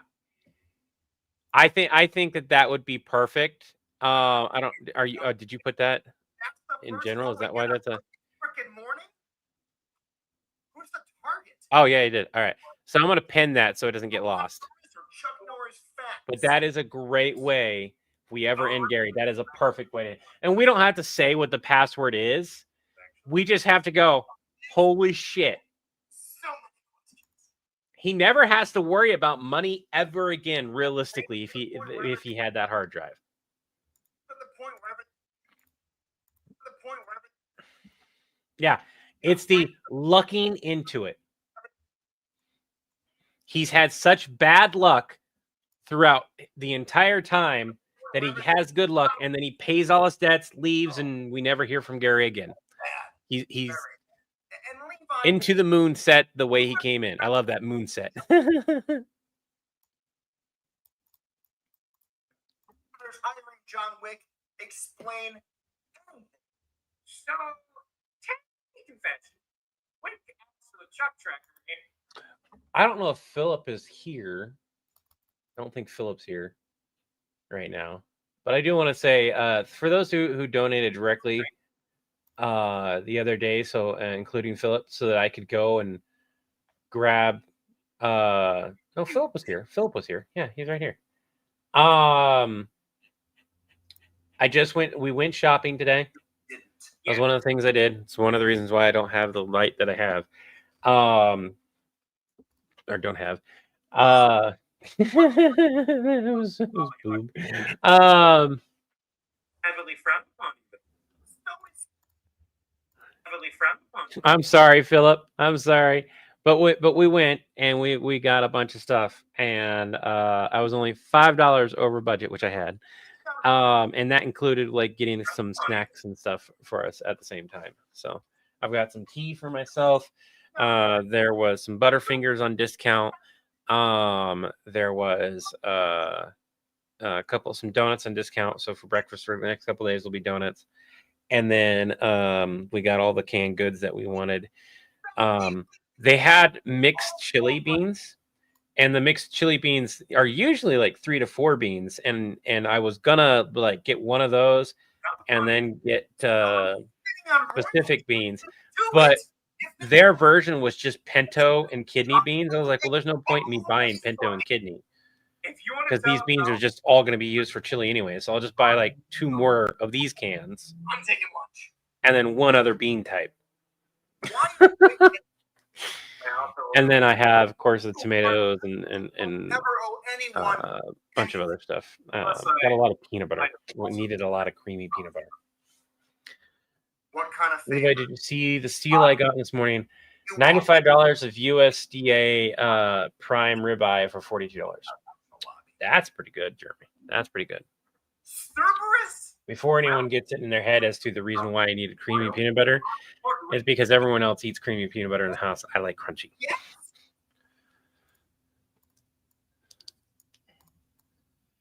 So we don't go through crunchy peanut butter very quickly, whereas we go through creamy. I heard a fly.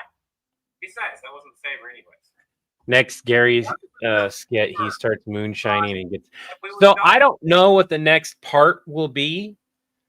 When that part goes out, if it does well enough, I'll read the comments and I'll see if something pops out to me. But right now, the story is him Conversation trying to get to Transylvania for a vacation. Yes, you do. That's all he wanted to do was go home for a bit. Because there's in vampire lore, they have to make a trip back to their homeland periodically Playmate for it. to have the dirt with them. And so they have to go back periodically to where they're from Who also happens to be in a lot of the myths and everything. And it's just the idea of Gary going on vacation, going home is just really funny. Besides, how else are we? Tries to create Bytecoin.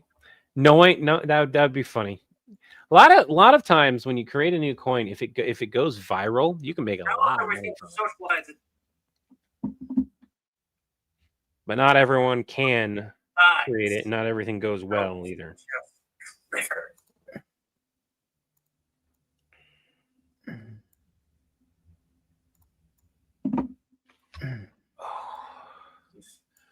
One of the things I do want to do, Chris, Serby. I've got a question for you, Chris, real quick. Lord, that dog. What was that? While we're here, while we have an audience here, because we've talked about the Kickstarter, do you think it's possible to get the Kickstarter up and running before the end of October? Predator calls. For the end of what? October. I'm sure we could, yeah.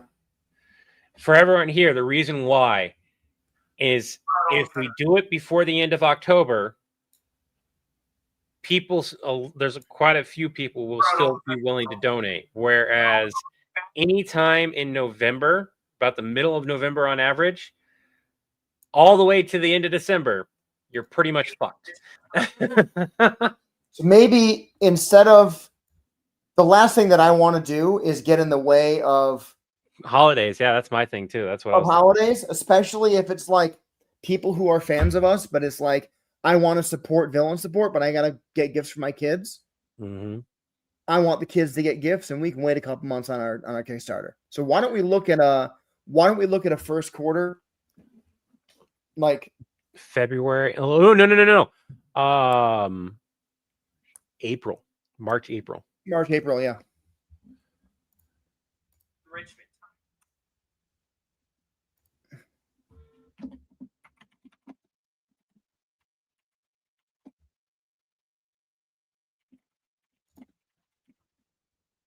For everyone wondering why March, April, it is the time when most people get their taxes back.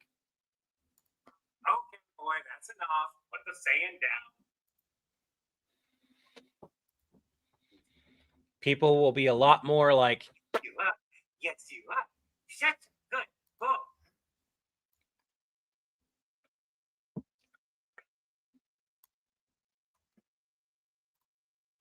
I'm gonna double check Kickstarter real quick. You up. Yes, you up. Yes, you up. Predator calls routed to member It's getting enrichment time. Predator calls routed to member solutions. Okay, boy, that's enough. Put the sand down. You up. Yes, you up. Yes, you up. Shut. Yes, you up. You up. Yes, you up. Yes, you up. Okay, so that's okay. So the max is 10,000. And the max is 10,000. It's recommended between 5 and 10 tiers, focusing more on add-ons rather than adding additional tiers. So 1, 2, 3, 4, 5, 6, 7, 8. Honestly,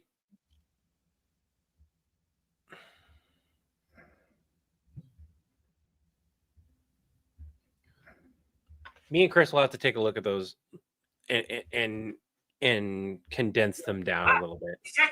Good. if we get anything back, yeah, I'm not too excited about taxes.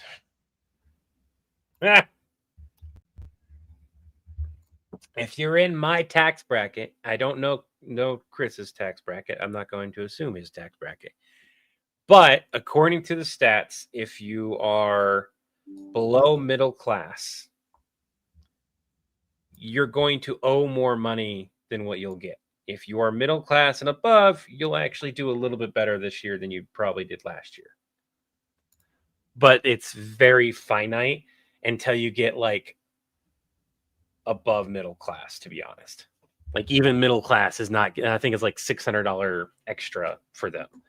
Whereas everyone below that is significantly worse, with the very bottom being like an extra like grand or so. It's ridiculous. It's stupid. It's not nice. It is not nice at all. I saw a chart somewhere and I don't know what the updated one is. So maybe it's changed. I mean, I don't have to do taxes. And as long as I don't owe taxes, the tax man will never come after me. But if I ever want taxes back in my pocket, I better be willing to do them. Mm-hmm.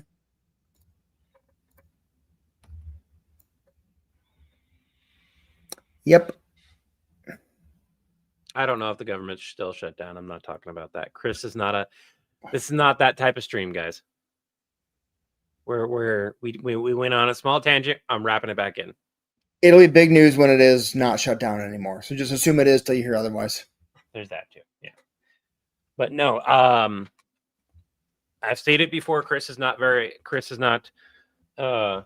comfortable with too much politics on here. And even I have my limits during the breakfast streams and everything.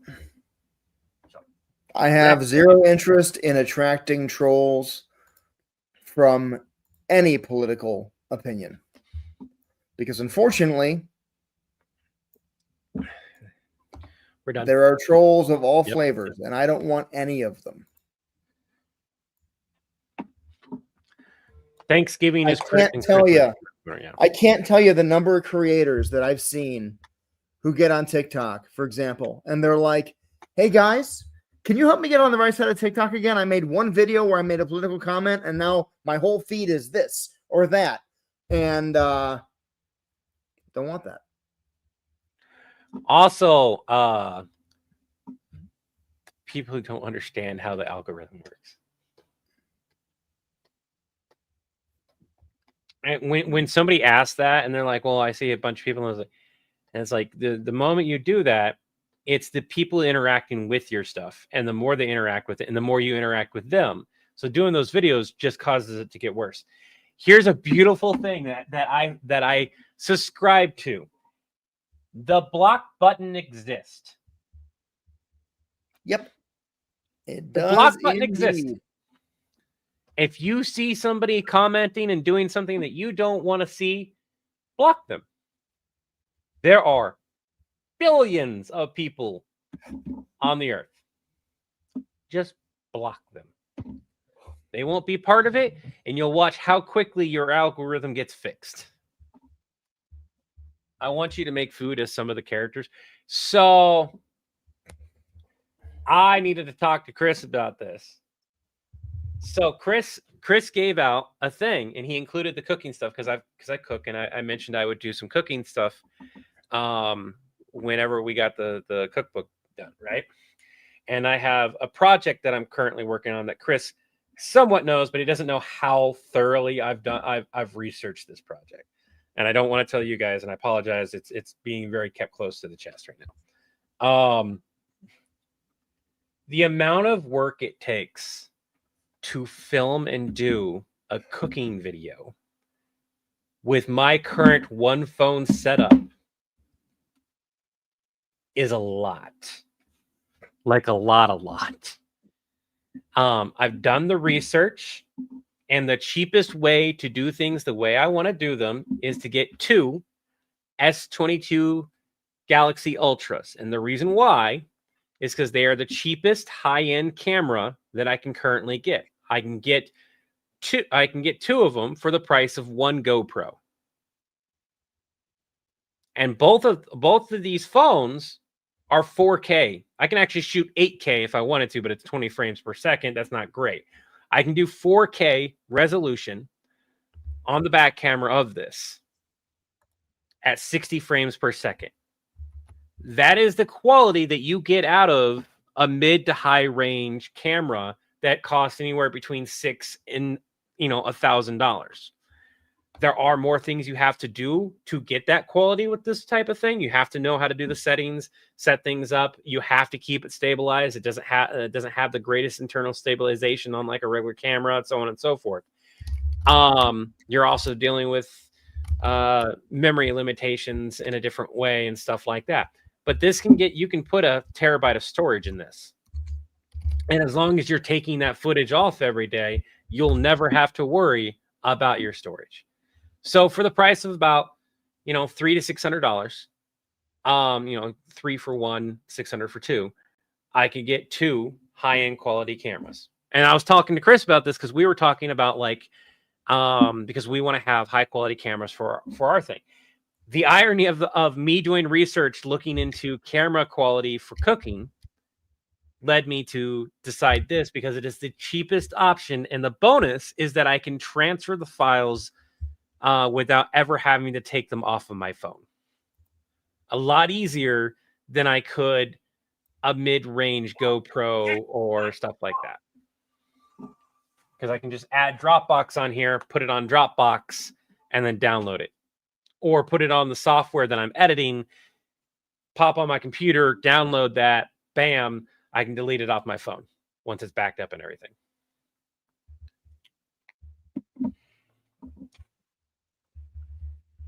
So, which, by the way, Chris, that's my recommendation. I did look into the security that it would last for how long it lasts, considering some of the other stuff that we want to do. Yeah. The official statement from Samsung says that they will support this with security updates all the way until 2027. Is that the S22? The S22 Ultra specifically. Okay. The reason why I say Ultra is because the Ultra is the one that has the higher camera specs. Okay. I looked into the S23 and whatnot. They have a lower front-facing camera, and considering we still want to do front-facing vertical videos every now and then, yeah, or quite a lot, we want to have something decent. And the only other one that's comparable, I believe, is the S25. And I don't think you want to spend $2,000 per phone right now. Right. At that point, you might as well just get a high-end camera. Gary gets a job at a French cafe. My experience with GoPro, they aren't as durable in heat or cold as advertised, and the battery isn't. Well, I'm not going to be placing this into boiling water. I'm not going to be doing that for any cooking shots. But that's the thing, is that like if I'm going to do a cooking video of any kind, I need 2 of them.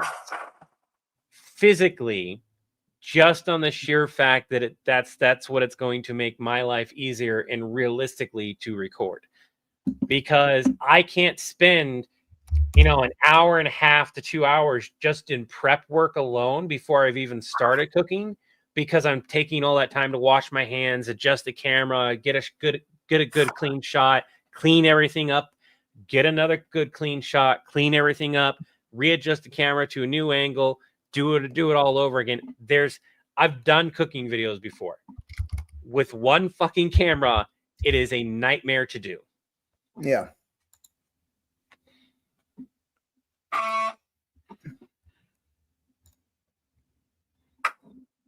And for the record, no, you can't see the video because I don't know where it's at right now. I don't know. It's somewhere.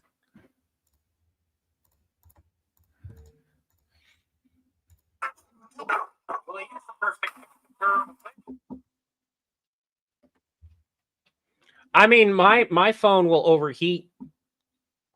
I've had my Galaxy S22 Ultra get really hot in the summer, but I'll be honest, if I'm at any point, if my phone is closer to the food, then what is that?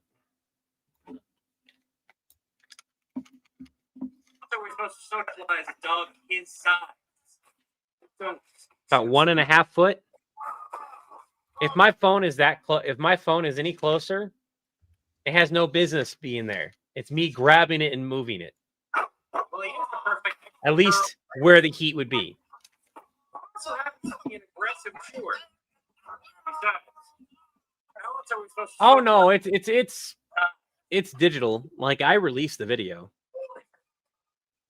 It was a good video. I did a really great job filming and editing it. But also I spent like 2.5 hours cooking a very simple dish specifically because I was trying to film a cooking video and use different angles and maneuver things and almost burnt my food trying to do it.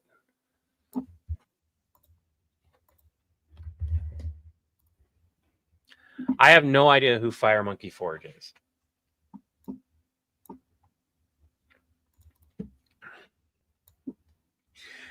Strong women for Saiyans. There's no way that would be funny if that was an email scam that he got.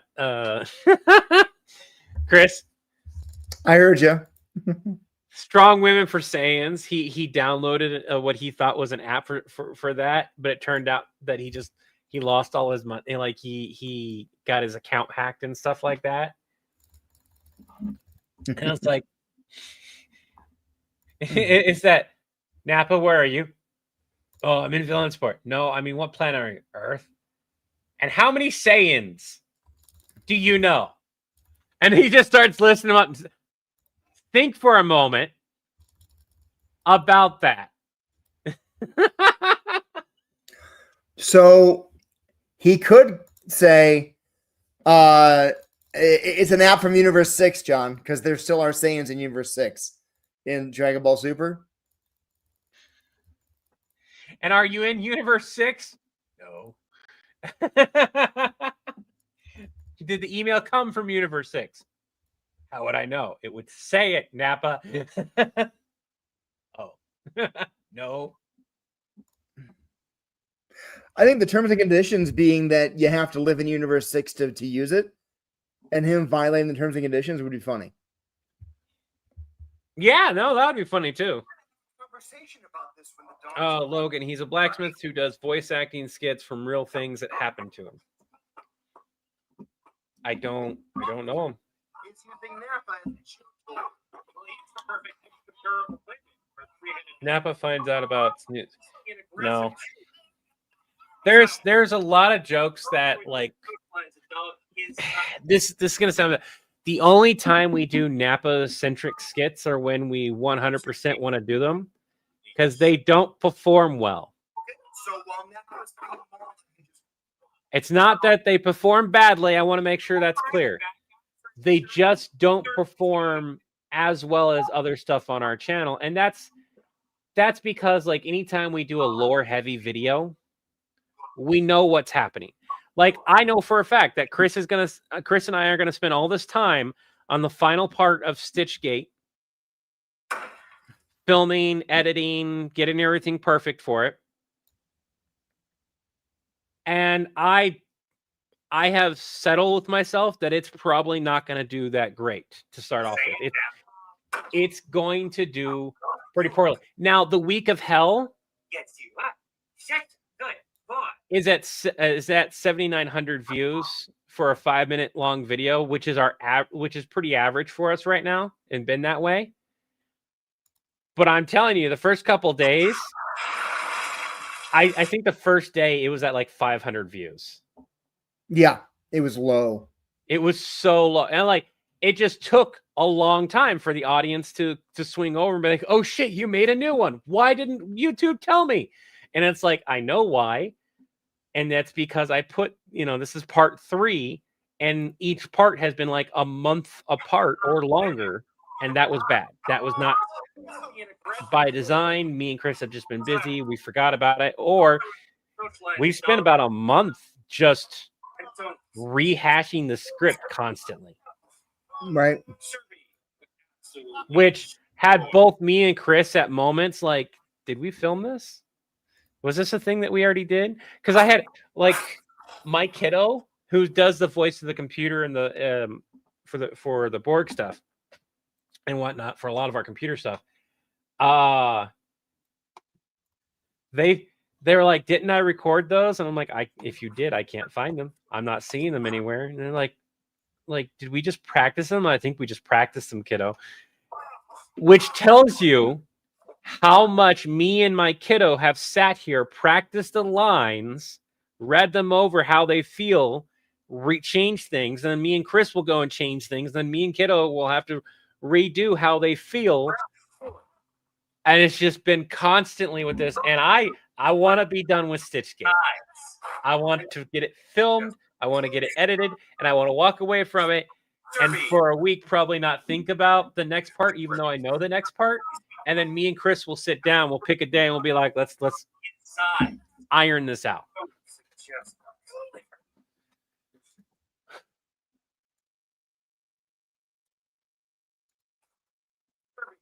The good thing is I know what I want to do for the next part. That's the good thing.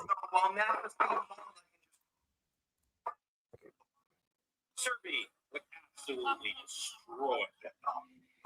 Although I am curious now how well the Route all the Predator calls to you. Stitchgate shorts have done now. Predator calls routed to member solutions.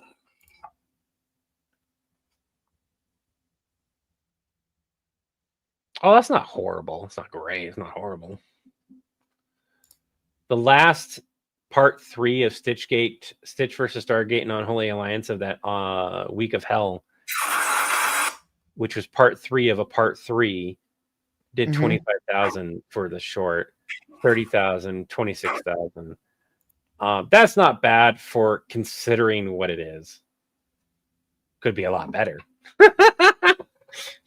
could be, releasing it back to back between parts 1, 2, and 3 would have done tremendously better when part 1 to let everyone know part 1 of Stitchgate 140 plus thousand views per social. So I was like, TikTok did its own like 100,000 plus views. I think I would have to double check. I know YouTube did. Let me check how much TikTok did. I can check that out real quick. Chris is just sitting there editing, and I'm going over here. And I hear you. I'm grabbing sounds.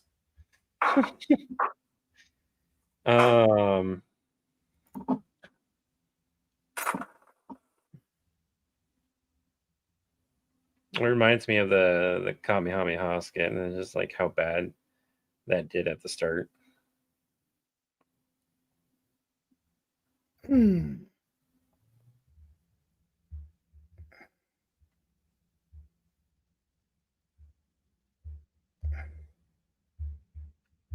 So we never.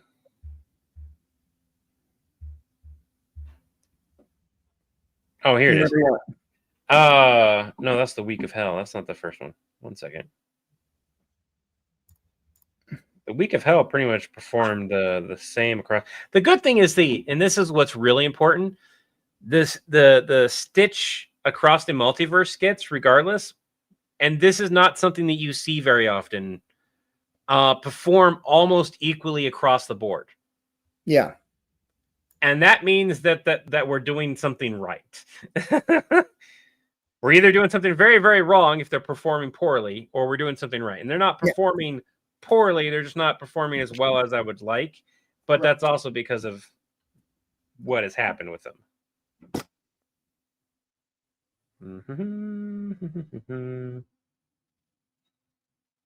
That probably should have been a repost right there, considering when that was.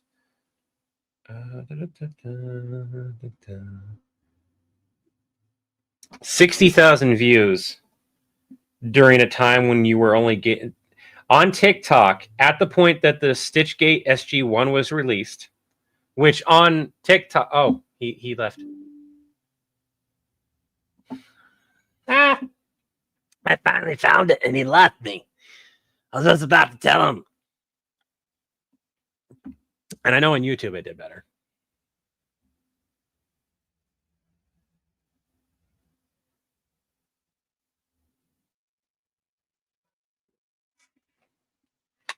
Man, I'm laggy today. All right, I think I've got the crashing sounds in and the dog noises adjusted a little bit. That's good. You want to see or hear? Yeah.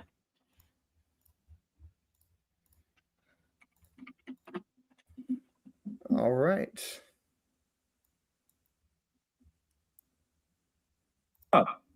Which he is. We're gonna have a conversation about this when the dog's gone. Here, buddy. You want a cookie? Yes, you do. Your big softy is using Napa as a chew toy. Well, he is the perfect extra durable playmate for a three-headed hellhound, who also happens to be an aggressive chewer. Besides, how else are we supposed to socialize a dog his size? And don't suggest Serby would absolutely destroy that dog. Okay, so while Napa's being mauled, I can just route all the predator calls to you. How am I the bad guy for ensuring Serby is getting enrichment time? Predator calls routed to member solutions. Okay, boy, that's enough. Put the sand down. You are good boy. Yes, you are. Yes, you are. Such a good boy.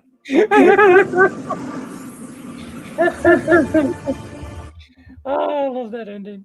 I think we need to raise the instead of making the dog sounds softer, I think we just need to raise John and Levi's voices like we're just trying to talk to each other over the sounds of Napa being savaged. There's one problem with that. Yeah? Headphone users.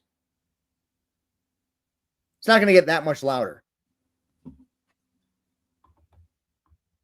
So take what you have Mm-hmm. as it is now, export it out, and listen to it on your phone at a 40% volume, which is the average volume.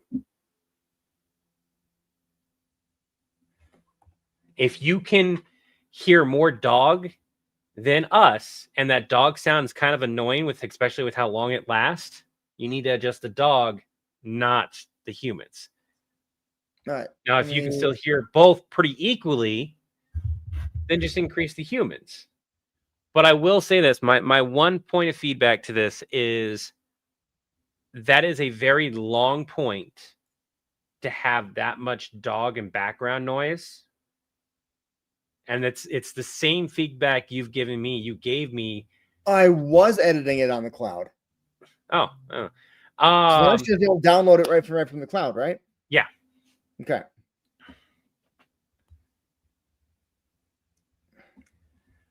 Trying to find.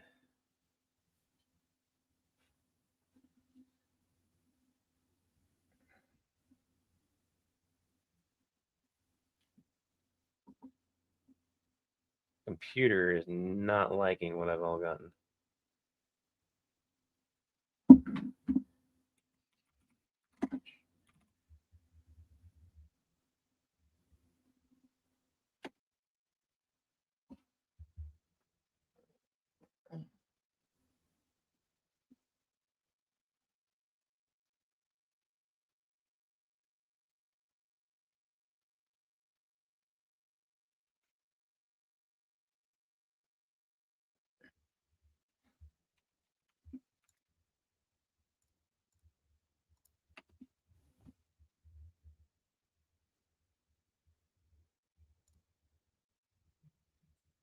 Here it is. So here's the stats. And it was dropped June 6th. Jesus Christ, that has taken way too long to finish this. June, July, August, 4 months, 4 parts. What?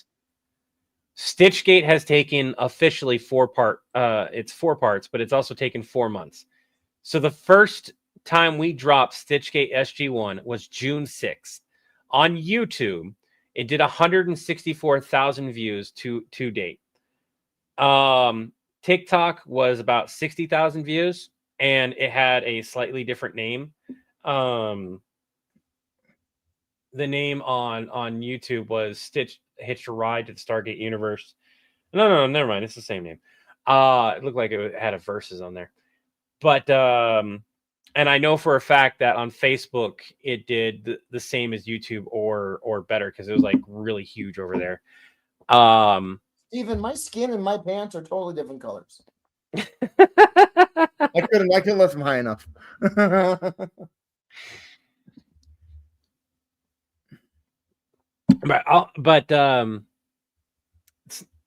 if we had dropped Stitch Part 2 in June, even if it had been in June instead of all the way in July, it would have done much better because the next video was the time Vader took Stitch as an apprentice. It's just a quick short on this day video. And then it was June 9th, July 9th. So you had June 27th, clear at the end of the month, and it wasn't even the correct video. And then the following week, you had part 2 of short Stitchgate part 2, which anytime somebody sees a part 2 and they don't know where part 1 is, they're a lot more hesitant to watch it all the way through and comment and do stuff. Right.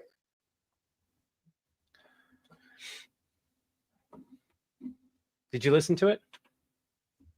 I'm still downloading it. Oh, okay. It's a gig. It's taking a minute.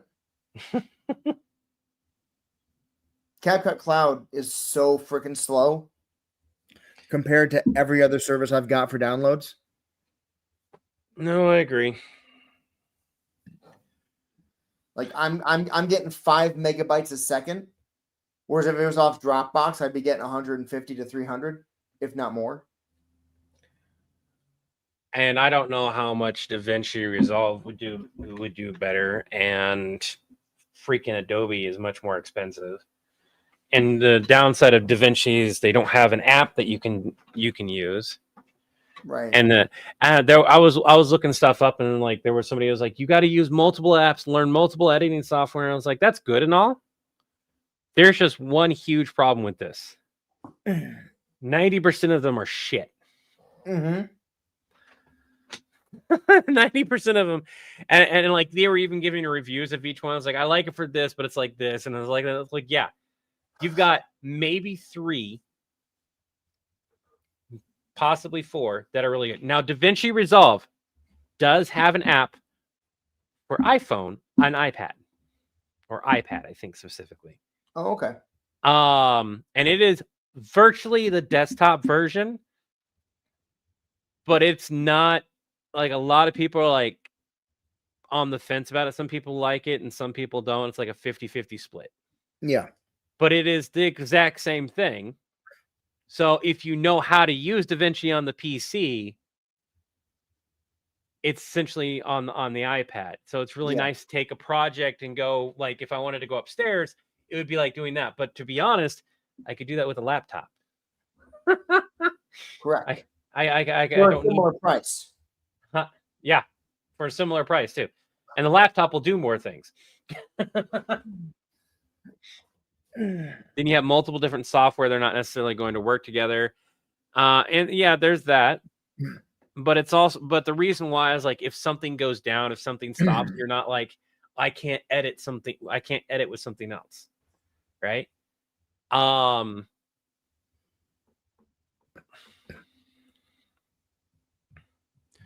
When the thought that CapCut was going to get banned along with everything else, me and Chris immediately looked into other options, but there really wasn't any good option outside of just like using DaVinci.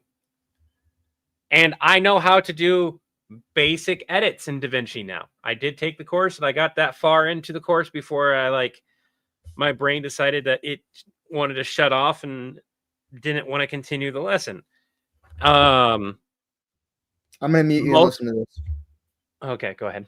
Predators hire And Chuck, mostly, do I need to be quiet? Chuck Norris. Real Chuck Norris or Chuck Norris facts? Chuck Norris. I think he's just scrolling over to where he needs to listen to it.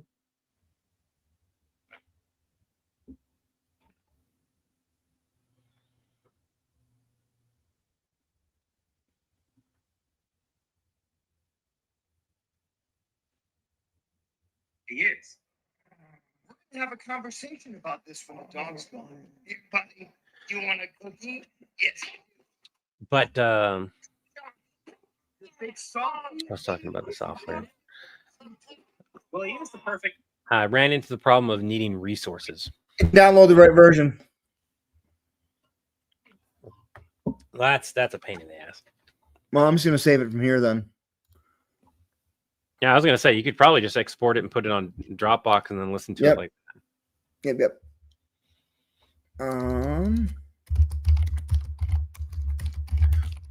But yeah, getting the fact that like when I went to go look for sounds and I downloaded the library that it came with, which you had to download the library separately, and then you had to add it into it, and I had to do a bunch of tech solving problems because the library kept not wanting to show up properly, and apparently that's a common issue that you have to keep refreshing the library and fixing it, which I don't want to have to keep dealing with, to be honest. It had like nothing available. And a lot of the sounds and stuff you either A, have to manually find and then add, which can be a real pain in the ass, especially when you're wanting to just find something and use it real quick. You don't know if it's copyright protected. B, you have to buy it and buy a bunch of royalty. And we looked into a lot of this, and I was like, this is why people charge for editing.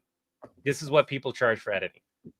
I don't want to download freaking 100 gigs, a terabyte of storage just for sounds and clips and transitions and things like that.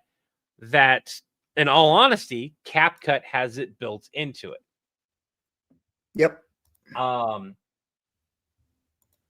And there's a lot of things you can do with CapCut that are very similar that you can do with DaVinci.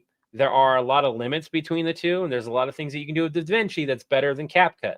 Basically, anything green screen, anything high-end SFX, anything high-end movie. Like if you want a movie, you want to do some real editing, you're going to want DaVinci Resolve. You're going to want to learn it. You're going to want a computer that can run it. And you're going to want to have the hard drive space, way more than what they tell you, like 10 times what they tell you. Get yourself a 4 terabyte hard drive specifically for DaVinci Resolve.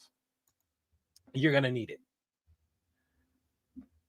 And then you're going to want to, Humble Bundle is a great place to get a bunch of software that can be plugged into DaVinci and utilize for its effects, explosions, everything like that. What's up, Kenna?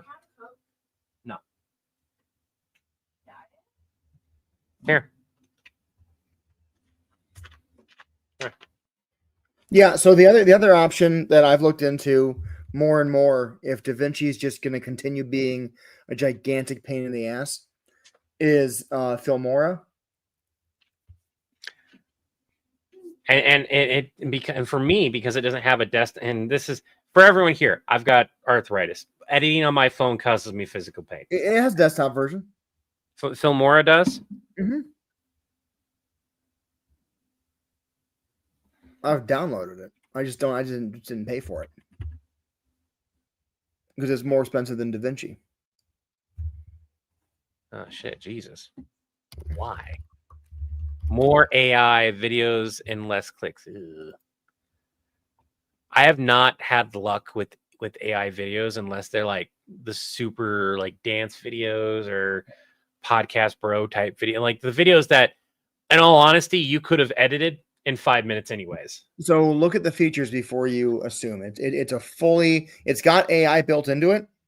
I went to click features and then like it's just a ton of AI. Oh, here we go. Editing. Look at the left. Editing. Multi-camera. Multi-camera editing. Motion tracking.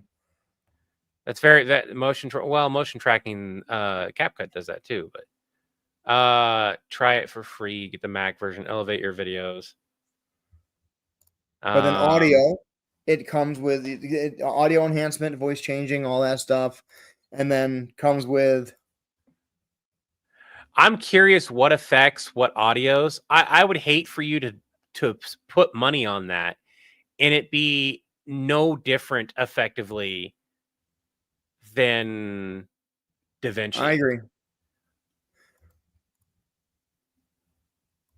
Just give me a second here. So if you look at their Boris FX and New Blue FX, so Boris FX,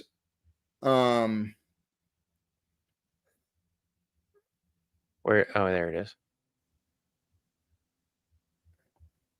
I would So love to be able to search what those all are, because DaVinci has that right there too. If you right click on it and look at it, it shows you what it is. The question is, well, I went to it. How to use Boris FX and Continuum in Filmora. Yeah, you have to purchase it inside Filmora. And like the particles, the continuum lights, and everything, that's all in DaVinci as it is. That's standard part of DaVinci. What's not part of DaVinci is a lot of the sounds, a lot of the transitions that we currently use, almost all the text, fonts and stuff like that. Those are a little bit easier to add in, but they're still things that are not part of it. And since we do a lot with sounds and shit like that. So here's the thing. You get the New Blue FX and Boris FX and all the sounds, 10,000 plus sounds, 1.5 million pieces of stock media, 200 plus effects for the annual premium fee, which is $100 a year. And you get all the effects and everything in there. How many computers can you use it on? I don't know.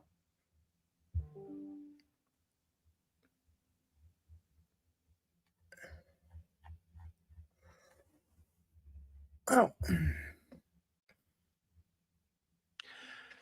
The Boris FX is a third-part plugin that is not included in the standard Filmora plan. If you get premium, it's included. I'm looking at it right now.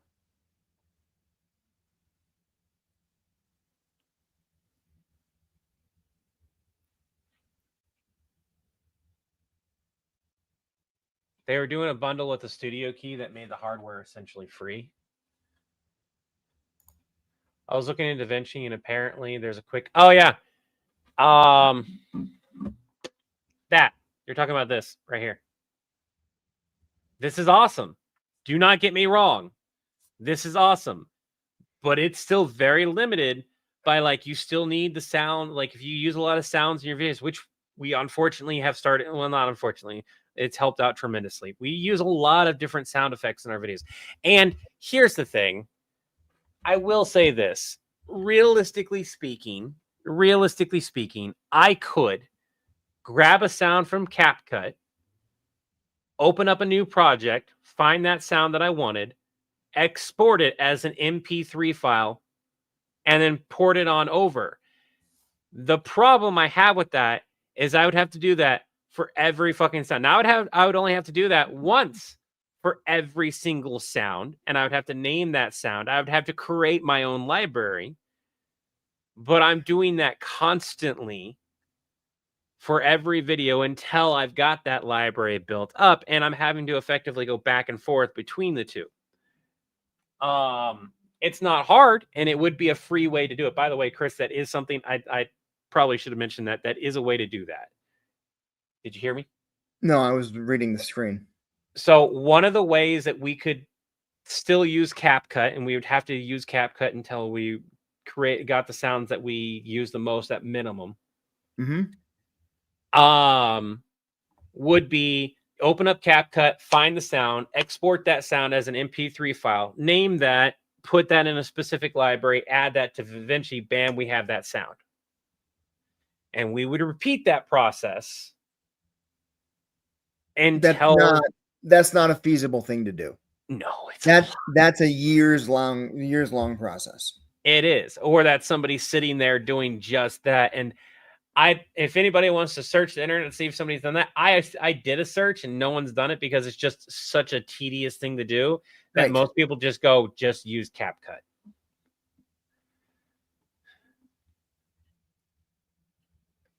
Or go and grab the sound files from somewhere else. And yes, there are plenty of free ones. The biggest problem I have is I don't want to search something up, grab it, and it happened to get copyright striked. We've gotten copyright strike from CapCut's copy sounds before that shouldn't have gotten copyright strike, which is stupid. Right. It was office noises for anyone wondering. I got a copyright strike on Facebook for audio because I thought I would include an immersion of office noises in the background. And when Chris went to do the same thing, I was like, be careful.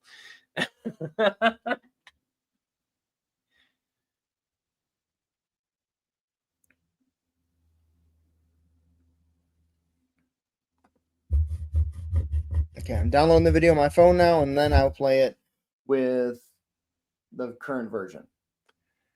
Does the I'll just download it. Fuck it. I'll download Filmora, take a look at it, see how user friendly it is. If it is, huh? It's supposed to be very comparable to CapCut in terms of the drag and drop. What's the word? Intuitive interface. I like the intuitive interface because DaVinci is anything but intuitive. That's the first call we get on Monday. Fucking nightmare to using. Once you know how to use it, you can speed through it relatively well. Norris facts, Chuck Norris. Oh, I'm sure it's. And I'm gonna be teaching my kiddo how to use DaVinci and how to use CapCut and stuff like that, and they'll probably get my Yeah, right up to the point where everything My stuff. stops existing. Oh, that's bad, very bad. And Levi, how does the Predators hiring John Wick explain anything? So, confession. with the cut you guys have. You I did. would say if you want one of these software developers, they probably would work with you on the price if you credit them in the corner of being inside. You would think that, but no. But DaVinci works with big time movie studios. They're not going to give us the software for free. They'll tell us go buy a keyboard. You want to tell them They have an affiliate program. You want your money back? Go to do an affiliate program thing. You can get it. You can use the free version. That's not what we're saying. so owed him a blood debt. you are very careful to never owe Let me pull it up. anyone. Sometimes it's easier to show you than it is to Might have also to go from. promised him a favor. What kind of favor? Could one of you walk me out of the Let me building? get it pulled up here. It takes a minute. Playing with a giant I'm already doing I've already got other software open, and that's not helping matters any. Let's Well, close that he out. said he was loyal, and most importantly, mythical. And you said So yes. let's do Stitch Across the Timelines. He's a I big was side. working on that one. Besides, I wasn't saying her anyways. What was the favor, Levi? That we would dox him whenever he's on the job, which he is. We're gonna have a conversation about this when the dog's gone. Here, buddy. Philip, if you know how to edit in DaVinci already, then yes. If you do not know how to edit in DaVinci, Is using Napa. get DaVinci for free and learn how to edit the free version before you ever buy and pay for any of the paid stuff. Besides, This is the paid version. how are we supposed This to is the sound library. socialize? And so- Please tell me this thing didn't break. Should be. Absolutely. Okay, no, it didn't break. Phone. Type in phone. In CapCut, when I type in phone, Right. How am I the bad we'll just create a new project for this one. Predator calls routed to I go to audio. Okay, boy, that's enough. I've got music and a bunch of other stuff, but I type in phone You. It's you. Huh? and we go to effects. Should be probably be phone. For the most part, on the phone, I can hear it great. Hey, Joshua Hibbler.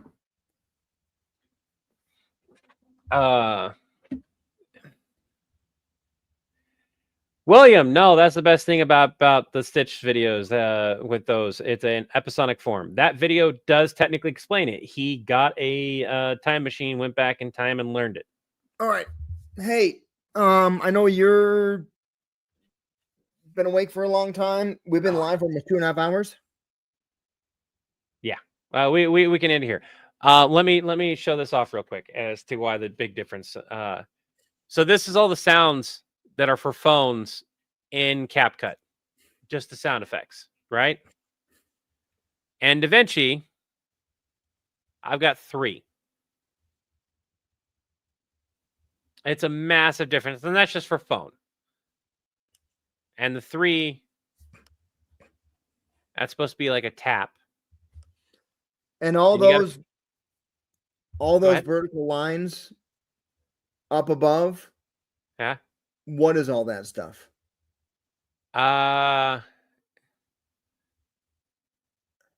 If I'm right,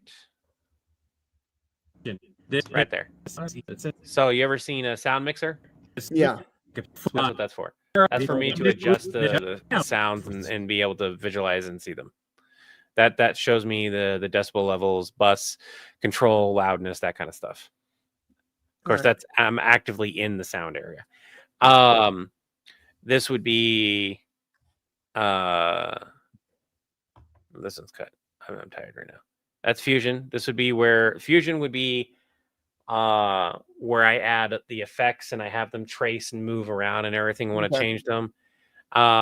This is where if I wanted to do quick editing, this would be a great one, especially if I had multiple clips and stuff like that.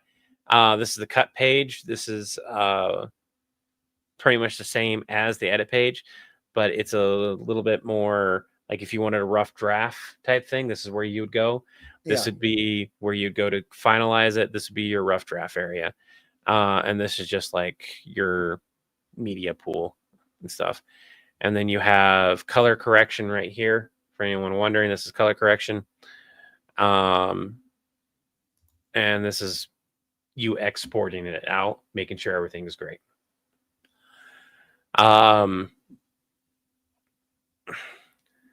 But the difference being like that's a bunch of tabs you don't really realistically need. You could do one tab and bam, you just drag, drop, and move it. But DaVinci is a powerhouse. It is meant to handle large projects. And I will be honest, when I have edited larger projects, anywhere between 20 minutes and longer videos, and not compilations, not just sticking a video in there, because even compilations will slow it down, but actually like captioning and everything from scratch and making sure the project aligns right, it has been an absolute nightmare using CapCut to finish it, because it just does not like to handle super long projects. So the file is just called, actually I'm going to rename that on the CapCut Cloud. This is, do you want me to look at it? I don't know. I'm tired of Wick versus, you don't need to look at it right now. It's renamed Wick versus Chuck on the CapCut Cloud. You can, it's fully updated to current, so go ahead and grab it if you want. And feel free to, if you get it on your phone and think the audio needs some tweaking, go ahead and tweak it. If you think it's manageable, let's go ahead and schedule it. I'm going to say this. If you, and you have better ears than I do, okay? If you think it works, if you are satisfied with it, I don't want to screw something up because I hear differently than you do. If it is hard for you to hear, then it's not appropriate for all audiences, and it should be improved so that it's easier for you to hear what's going on. I don't want people to have to rely on what's happening by reading subtitles only. Okay. All right. I'll take a look at it and adjust it if need be. And there's no rush on that. If it's later tonight or tomorrow, The that's benefit fine. of having somebody that has hearing problems. All right, everyone, we are going to go ahead and hop off. We've been live for 2.5 hours now. Oh, he took my soda. That's right. I forgot that I gave Tobias my glass of soda. Well, I was hydrated. I'll go get some more later. Y'all have an Acme Day. Have an Acme Day is a product of Villain. Having an Acme Day will retroactive build to your account and have an Acme Day. Remember, having an Acme Day or simply means evening, having tonight, a whatever. It's way earlier than our usual live, but we'll see you all soon. Bye. All right. Enjoy your pizza, Phil Devey.